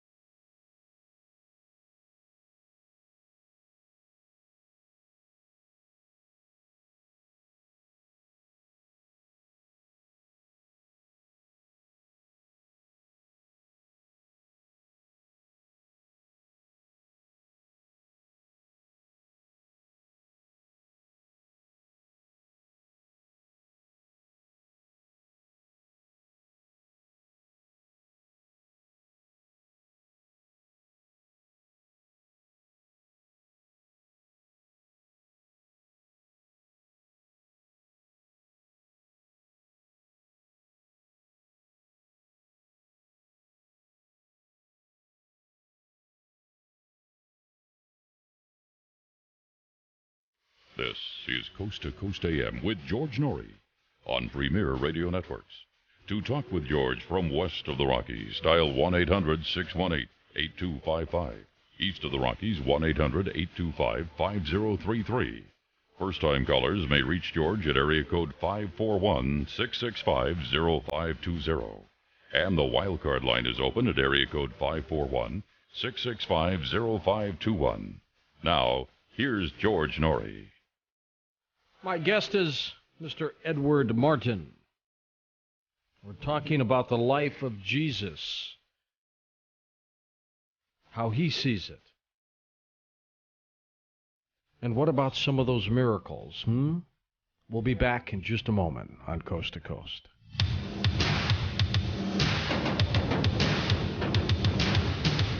Welcome back to Coast. I'm George Noory, Edward Martin, my guest. Edward, some of the miracles that we hear about in the Bible, Jesus walking on water, turning water into wine, one fish into many. Do you think any of those happened? My understanding from the Talmud of Emmanuel is that many of them did happen. And in fact, the accounts, I was just looking back here through the Talmud of Emmanuel, some of them are more amazing even than the accounts that we have. That, for example, I was looking here about walking on the sea, and it's particularly, to me, striking and beautiful about that passage, the feeding of the 5,000. I'm looking at chapter 16 of the Talmud of Emmanuel, and and incidentally, may I mention just briefly that for, of course, we were talked earlier about Dr. Jim Deardorff, his research for the last 16 years about the Talmud of Emmanuel and his wonderful dedication and wonderful scholarly research. His website, tjresearch.info. And if listeners would like to order a copy of the Talmud of Emmanuel, it can be ordered from fifthworld.com. And that's like the number 5, fifthworld.com. Okay. And that's Granite Publishing in North Carolina. But anyway, fifthworld.com also is in the process of republishing Dr. Jim Deardorff's marvelous scholarly book, Celestial Teachings, which is that verse-by-verse comparison between Matthew and the Talmud of Emmanuel and all of the wonderful scholarly statements. I've even, about the book Celestial Teachings, I've given that to a number of ministers, and then later they've been angry. And I said, oh, you're angry because it's a bunch of baloney. And they said, no, it's angry because I can read this and I can tell that the Talmud of Emmanuel is the truth. How big is that book? It's about the size of my book. It's about around maybe 275 pages, 270, maybe something in that range, 200 some odd, between 200 and 300 pages. So pretty good size. It's pretty good size and very readable and beautifully written, very thoughtful. It's called Celestial Teachings by Dr. James Deardorff. And that's all right, let's go back to the miracles, would you? Okay, the miracles. That for example, the Talmud of Emmanuel, it does not include the changing the water to wine, and it does include many of the healings. And of course, that Emmanuel had tremendous healing powers. It includes such things as the, for example, the feeding of the 5,000, and then the other feeding of the multitude. That's what's called a doublet. In other words, that the Pharisees dealing with the Logia document in about 105 A.D. After the death of Bishop Papias. In fact, we may even, I don't know if I should say, we may even know the name of that deacon of the early Christian church who did some of this altering and changing. But anyway, the feeding of the 5,000 is there, the walking on the sea, and I would say many of the miracles are here in the Talmud of Emmanuel. This is what confuses me. Go ahead. If a lot of these issues and episodes correlate with some in the Bible, why doesn't the resurrection then be the same? Well, because that wasn't, according to Emmanuel, that was not what happened about the resurrection. That Emmanuel had prophesied, and I have a passage right here, that proclamation of the Passion, if I can just read briefly a couple of paragraphs here. This is in the Talmud of Emmanuel, and it's paraphrase it for me. What's that? Paraphrase it for me. I will. Here we go. Chapter 18. Here we go. However, it will not come to pass that I am killed, but while in the state of near death, I will be considered dead for 3 days and 3 nights. I will be placed in a rock tomb so that the sign of Jonah will be fulfilled. My friends from faraway India, who are well versed in the art of healing, will be my caretakers and will help me flee from the tomb on the 3rd day, so that I may then finish my mission among the people of India. It shall come to pass that I will attain a certain insight, increase my knowledge, and generate a new strength in spirit and consciousness. And that's on page 121 of the Talmud of Emmanuel. So it doesn't upset my Christian belief. Now, and when do you think that was written? This was written that it was written twice, actually. It was written at the time of the events, and then it was stolen, as we talked about. Judah Ihariot, the son of Simeon, one of the high priests, he stole the original Talmud of Emmanuel, which means the spiritual teachings of Jesus. Talmud of Emmanuel stole the original document for 70 pieces of silver, and of course that was turned over to the high priest, who were looking for heresy. They were looking for heresy and blasphemy and reasons to have him crucified. All right, let's go to Wildcard Caller in Minnesota. Welcome to Coast to Coast. Hi there. Hello? Yeah, you're on. How you doing, George? How you doing, Edward? Good. Oh, Edward, yeah, first I'd like to congratulate you, Edward, for being brave enough to come out with this stuff, because this is a very hard subject. You know what I'm saying? Oh, you really bet. hard for a lot of people. It's a very hard subject for people to grasp. First of all, I believe you. I believe in Christ. I believe in Muhammad. I believe in all that myself. I believe in God. But I was told as a young man, man wrote the Bible, so who knows what man rewrote? And I was told that very young, and I've always had this sense of other things since I was told that. And George, to help you out a little bit, if I can, Christ, Emmanuel was a great man. And also, Edward, the serious thing, the dog star, I think I told George about a week ago, it's also related to an African tribe called the Dogon tribe. Exactly. Hundreds of years. You know, yes. So anyways, George, yes. Jesus, with all the things he did, I keep asking Edward, but all these miracles, just think. Now, the man was crossed for a few hours, whereas most prisoners on crosses were there for days on end. He was taken down almost, like I said, 3 hours, which is almost immediately. Right. By the man having all these powers and near death and doing all these miracles, the Shroud of Turin, to me, is proof that he healed himself. He actually healed. I mean, he healed all these other people. He did all these miracles. Why wouldn't he not have the power to heal himself? And that's all. How about you, Edward? Thank you. All right, thanks, Terrence. That's a good point. I have the understanding that that was a big part of the healing that took place within the 3 days and 3 nights within the tomb. In other words, he was being ministered to by the healers from India, who were probably two or three people, and it could, for for that matter, there could have been one or more women in that group of healers. We don't know. But certainly I believe that a significant part of what he was doing in that recuperating time within the tomb was that he was also using his healing powers on himself. And I think that's perfectly understandable and perfectly okay. What about the passage where he rose again into the clouds and off he went? That gets into an interesting area there toward the end with his farewell, and I'll be looking right here. But basically, that with his farewell, you know what levitation is? Yes. That for example, in the Billy Meyer case, that on some occasions, when Billy has met with Semyase and the others from the Pleiades, that on some occasions that they've levitated him, that like they do with cargo. In other words, that made him weightless and just like coming up a kind of fast elevator like that. And the passage here, when Emmanuel is saying the farewell after the crucifixion, and they've met at a certain mountain up in Galilee where he told the people to meet, and after he gave his farewell, then guess how he left?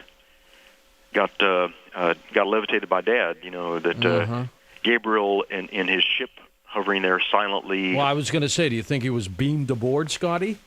Yeah, that's they can do that too. They can dematerialize people, and that's often done in the Meyer case. And in fact, when Semyase's father, Ptah, normally visits Billy just at the stroke of midnight on Billy's birthday, February 3rd, like it turns from February 2nd to the 3rd, and like about 12:01, just as it turns 1 minute past midnight, Ptah, Semyase's father, he's a gentleman who looks about 70 years old, and he's around 700, and Ptah beams down into Billy's study there with the door locked and so on like that, and materializes. In other words, that just like our voices go over the phone lines and they're changed into electrical impulses and then reconstituted, and travel through the ethers and get picked up by cell phones and reconstituted and are recognizable. Amazingly enough, with their technology, they can reconstitute, they can dismantle and then reconstitute human bodies. And in fact, that ties in with how they travel through hyperspace, that their crafts, the metal ships, their physical bodies, everything gets transformed into an energy configuration, gets attached to tachyons, and then sent through hyperspace, which is outside of the time-space continuum. Let's go east of the Rockies in Ohio. Welcome to Coast to Coast. Hi there. Good morning. Yes, good morning. You there? To you too. Good morning. Yes, we are. We are. We're here. All of a sudden, I guess when you switched over to me, your volume went way down. Okay, well, we hear you well. WONE Radio 980, while I'm listening to you on, we don't get you the last hour here. After 5 o'clock, we don't get to hear the rest of the show. Ah, okay. You do something about that. I don't know what you can do about it, but right now, if I were listening to the radio, you wouldn't be on. You're doing a great job, George. I think you had a lot of credibility to the show. I really enjoy listening to you when Art's not there, and I just want to throw that in. A couple of comments, and then I'll get off, and then he can answer or respond to me after I get off the phone. I'll listen to you on the radio. Okay. Well, the thing about Christianity, I'm a fundamentalist myself, and the whole basis of what we believe is on the death, burial, and resurrection of Christ, and that we would have no way of salvation as a Christian if Christ had not died. You know, that's what we believe, and that's what, and even Christ, you know, before he died, made comments, I have to do this, you know, I have to go through with this, you know, and he asked his father, I don't want to do this, even right before he went on the cross, and I just can't hardly accept that it happened any other way except if it hadn't happened that way, there would be no way of salvation for Christians today. There wouldn't be any Christianity today. That's what Christianity is about. And then the comment you made, I was thinking about it, and that was my second point, about him rising up into the clouds in the hills of Galilee, while there was two angels standing there, and he said to the crowd, he said, "You men of Galilee, why you stand you gazing into the heavens?" He said, "This same Jesus is coming back the same way he left. He's coming back again." You know, so Edward, I think you're a real learned man. I respect what you're saying. Thank you. I just have a real hard time with the thing about Jesus not dying. I really believe that he did die. and the stone had been rolled away when they went back to check the grave. You know, when they found that he was gone. And a comment about the grave clothes I've heard from other scholars was that the grave clothes were still there. They hadn't been ripped off or anything. It was like he just dehydrated and just disappeared out of the grave clothes. So if you want to comment on that, I'll get off. Okay, thanks for those questions. Go ahead, Edward. Those are good questions, and I certainly respect the fundamentalist viewpoints, and I believe that everyone should be comfortable with their beliefs. My own conclusion about things is that the issue of salvation, that in our Christian cosmology, the way that Christianity has developed, the way it's been formed and developed, that the big ticket item is salvation. That is the being saved from hellfire, and the teaching basically that we have only the one life, and that then after that there's the judgment, and then it's either heaven or hell, and for eternity, and I certainly believe that as a young person, and I respect those who have that belief. That if we could take just for a moment let's take this thought, that what if, let's say that Jesus, that Emmanuel, let's say that he died dead, stone dead, and let's say that he, just as in a near-death experience, there are people whose hearts stop beating, sometimes for minutes. There are people who have been, in fact, a lot of cases where some people have been pronounced dead by a medical doctor, and the body has been taken down to the hearse, been taken down to the mortuary area, and then a person, after supposedly it's too late, the person has come back to life. I could buy that. In other words, do we not let that person keep living? In other words, of course not. The person comes back to life. They describe the near-death experience, going down through the dark tunnel toward the wonderful white light. They describe meeting with angelic-type beings who tell them you have to return, you've got more things to do. And we never begrudge that person returning to life and going on and living their life and doing everything in life, and eating, drinking, dancing, and lovemaking, everything else, or having more children or anything. And so it seems to me, I feel strange when I think, well, let's say that Jesus did die dead as a doornail, and he was dead for a while. Well, but wouldn't that be a resurrection?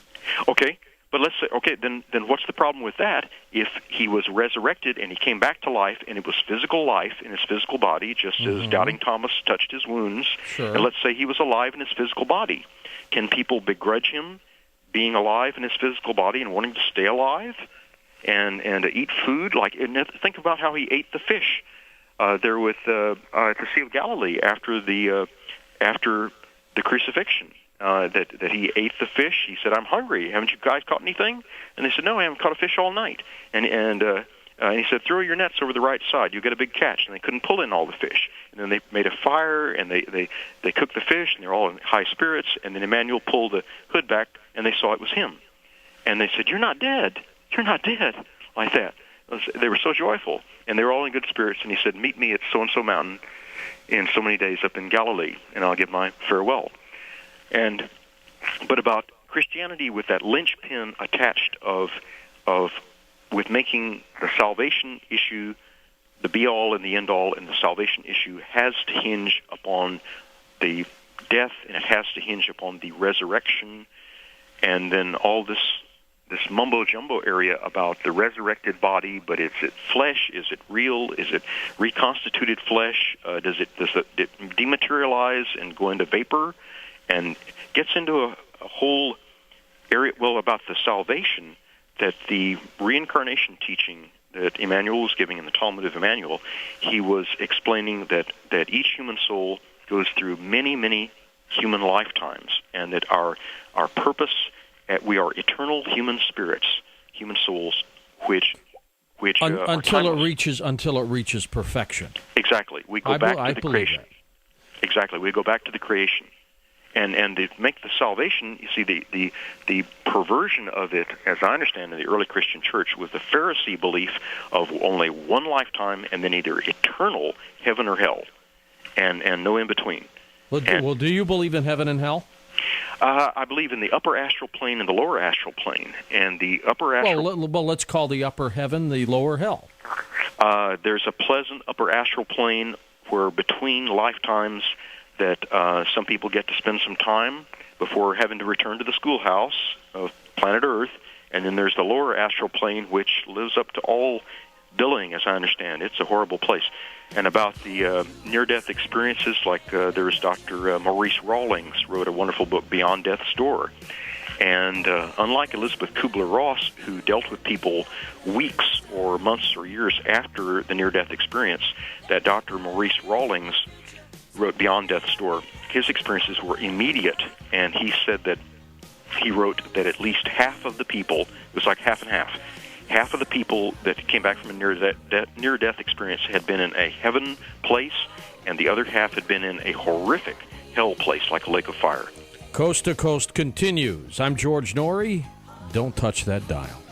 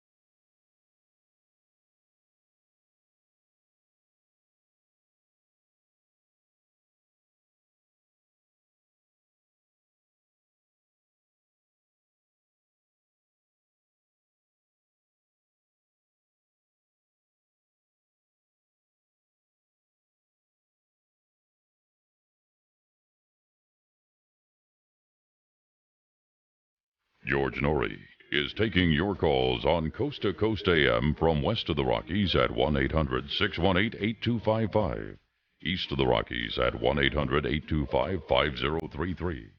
First-time callers may reach George at area code 541-665-0520, and the wildcard line is open at area code 541-665-0521. Now, here again is George Noory. Those of you who are brand new to Coast, I mean brand new, there's a newsletter that comes out every month called After Dark. It's part of Coast to Coast. It's been around for years.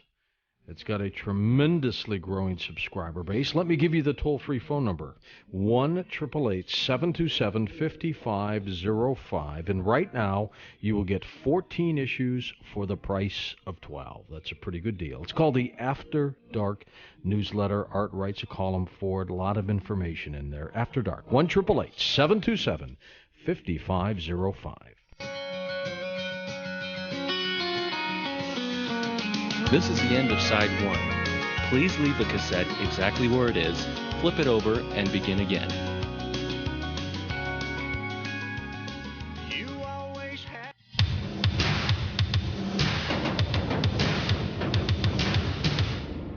This is Coast to Coast. I'm George Noory, my guest, Edward Martin. Edward, do you believe in the devil?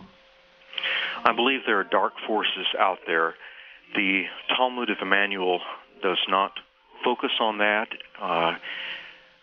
There are certainly dark forces out there, and my spiritual understanding is that it is far better for us to focus on positive things and focus on the positive aspects. It's just like modern psychology shows us that there used to be in tall buildings, there used to be the statement that in case of fire, do not use elevators. Right. And the psychology shows us that we tend to skip the not out. The not comes out. In case of fire, use elevators. People panic.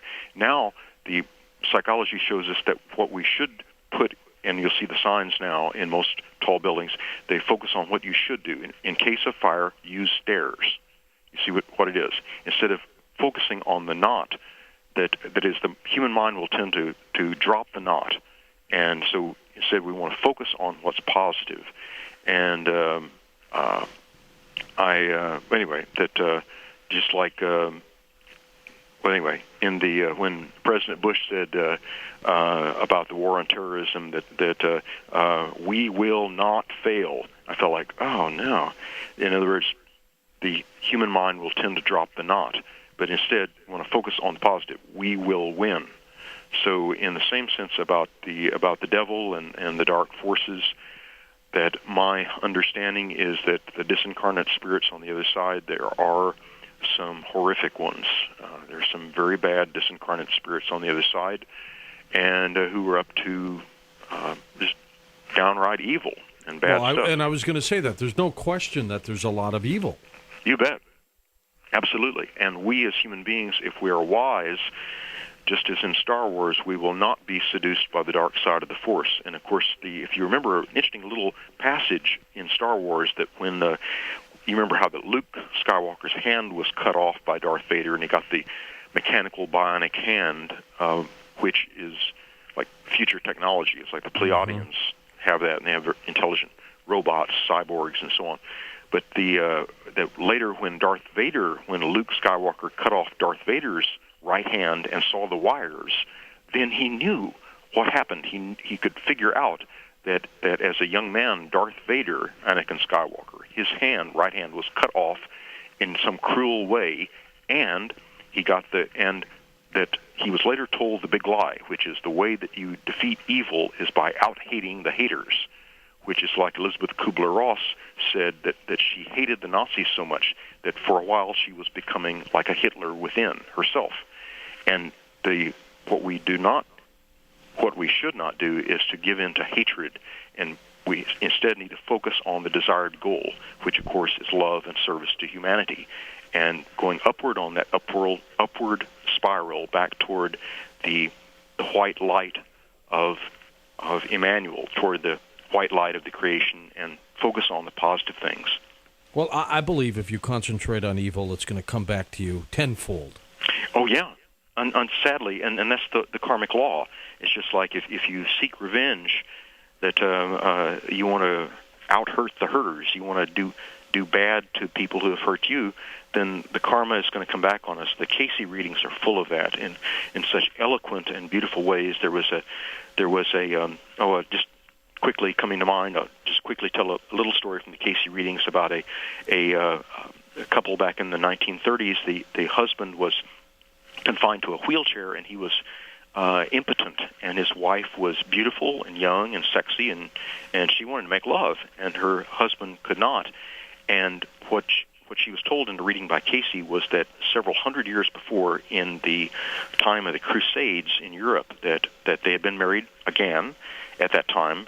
And what happened was that her husband was going off to the Holy Land for the Crusades for about maybe 3 years or something, and he, against the will of the wife, he had a metal chastity belt put onto the wife, onto her, the loins, the private parts, and had it locked against his wife's will. And of course, that cold metal being on there for 3 years, you know what I'm saying?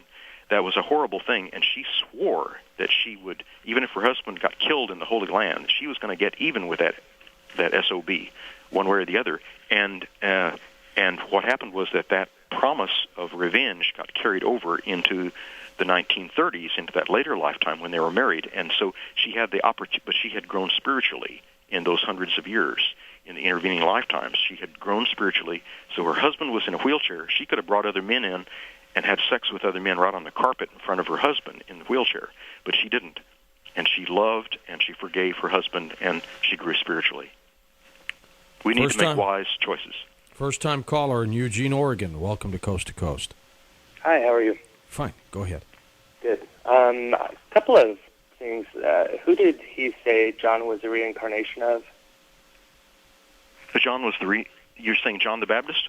Yes. Right, of Elias.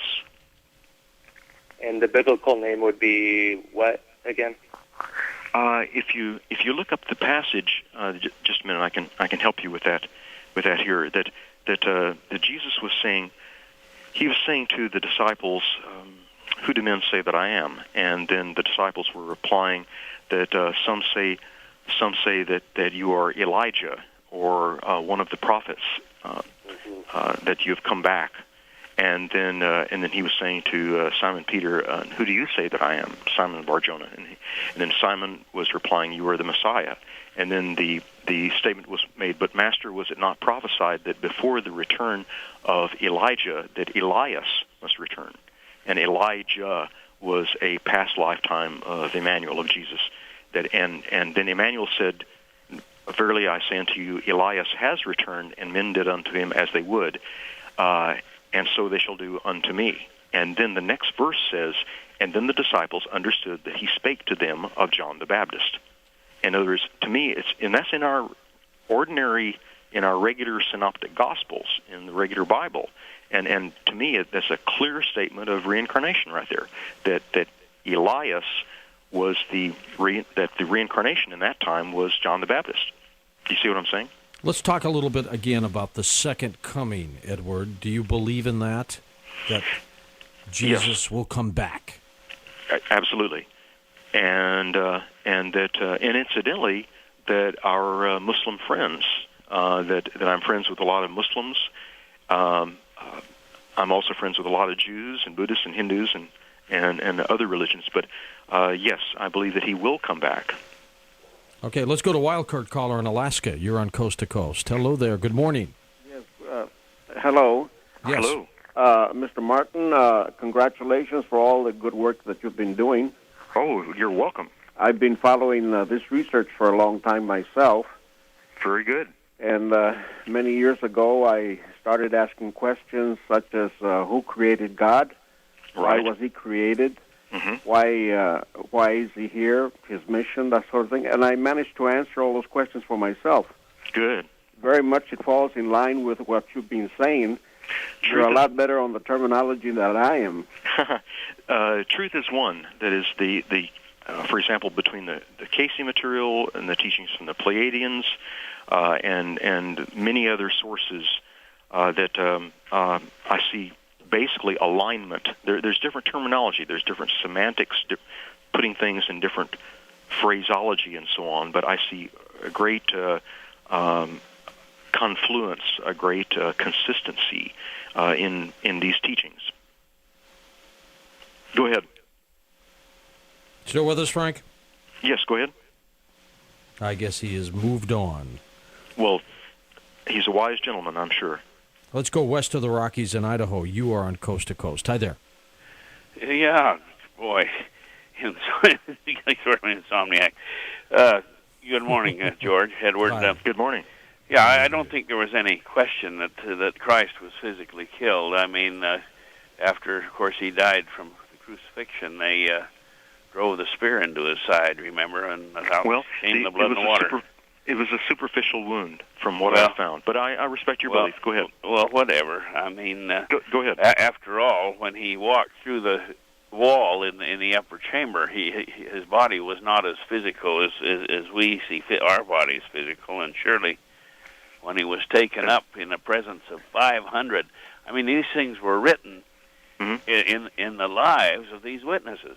And you say that he walked through the wall. He was also touched by Thomas, who touched the flesh. Well, yes. Go ahead. But he had power over these dimensional changes. And as he himself said, he'll lay it down and he'll take it up again. But anyway, I can't help but wonder, as we see the world seems to be tumbling toward Armageddon again, and I surely hate to see our nation getting into an offensive war that could blow all out of proportions. I'm so sad also. But in any case, we feel that this Messiah ben Yahshua, as you go back to the book of Isaiah, and look at these things. I mean, surely the witness is there. Look in Ezekiel. Surely this is the Christ, and Of course, you go to a Jewish encyclopedia, which I have, and you'll find they have him as a minor prophet. But he was more than that. He was the firstborn in the spirit, the only begotten in the flesh, and we have to. Of course, this is the message of Christianity. This is the, of course, as we would go to Muhammad. I mean, he has a section in the Quran concerning Mary and the Lord, and as we go to the Jewish scriptures, it's the Jewish scriptures which testify of him. And but in any case, it is very interesting to see the people of the book, the believers in this world, at each other's throats, and I think he would be very unhappy with all of us concerning this. Exactly. In why, Edward, is there so much hate? If people subscribe to everything that the caller's talking about, why is there so much hate on this planet? It's a sad and terrible thing that the promoters of various religions have twisted the religious beliefs and the aims with the concept of exclusivity, kind of like we've cornered the truth. And that's something that Emmanuel prophesied about in the Talmud of Emmanuel. He, at the time that he was being scourged and tortured, he specifically by name told about Muhammad, and he was saying that in the future, and of course we're talking about 700 years in the future from that time, that a great and wise prophet would arise by the name of Muhammad. He names the name Muhammad, and he explains that Muhammad's teachings will be of goodness and value, and they shall be of spiritual merit, but that his followers of the new religion based upon Muhammad's teaching will twist and distort those teachings into an evil cult, and much hatred shall be put into that mix.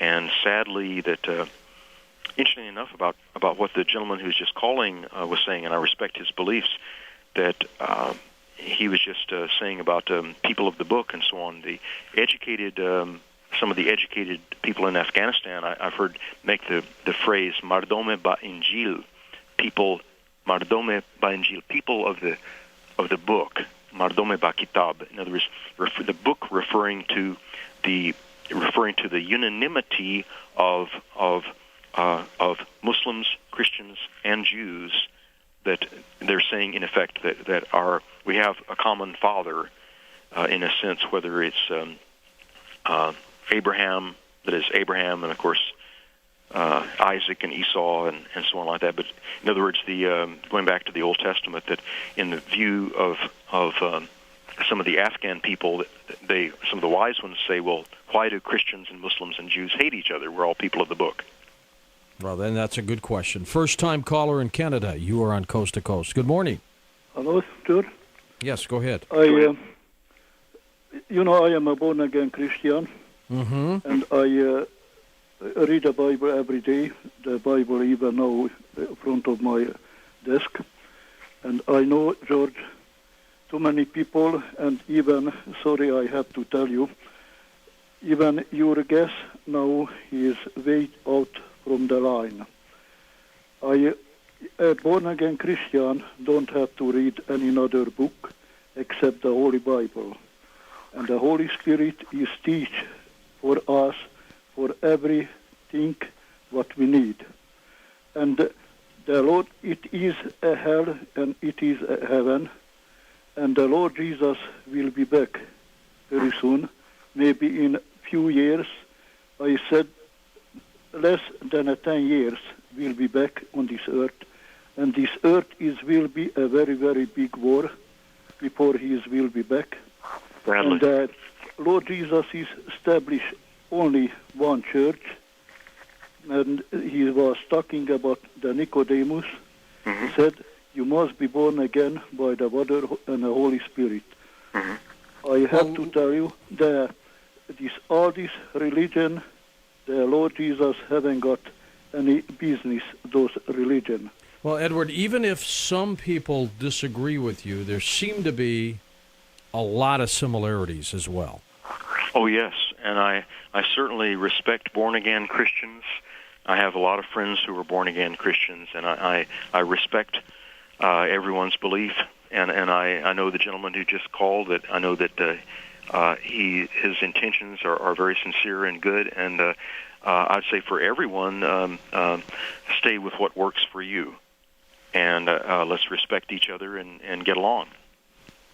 If people want to get a little bit more information about this, we, of course, are linked right up with your website. But you recommend, because we do have two on Art's website. Of the two, do you recommend both of them? I recommend both of them. I would remark that the tjresearch.info website, that's Dr. Jim Deardorff's website. It's marvelous material about the Talmud of Emmanuel and related materials, and people can find out much more about the Billy Meyer case and so on. The tombofjesus.com, the website master is a black gentleman who was raised as a Catholic and who has converted to Islam, and that's a wonderful website with many wonderful color photos and connecting links and so on. I thought I'd just briefly mention that if the name of my book again is King of Travelers: Jesus' Lost Years in India, it can be ordered through mindbodyspiritonline.com. Can be ordered with a credit card and so on. So that's mindbodyspiritonline.com. And as you said, it's a pretty good-sized book. It's about 274 pages, around that. Not daunting. It's gotten wonderful reviews. It's user-friendly. It's enjoyable. A lot of 62 photos in it, 2 maps and a set of drawings, and it's got a lot of good reviews. Some other things, just incidentally, that if people want to look at the cover and the back cover and some of the contents, they can go to Amazon.com, which has just a limited supply of my book, but they have the graphics. I mean, they can see the cover and so on. Amazon.com. If you want to get my book from your local bookstore, go to your local bookstore, especially New Age or New Thought bookstore, and ask for them to order it through New Leaf Distributing. And all of the bookstores know New Leaf Distributing out of Atlanta, Georgia. Also, I'll tell you what, though, Edward, let's just have people link right up with your website and get all the information they need. Appreciate you being on the show, bringing us a very different perspective into the life of Jesus. Kind of different, isn't it? For Michael Kincaid, J.D. Smith, Lisa Lyon, Daylani Conrad, Howard Morton, the webmaster Keith Rowland, Alan Corbett, and, of course, Art Bell, I'm George Noory, somewhere out there on Coast to Coast AM.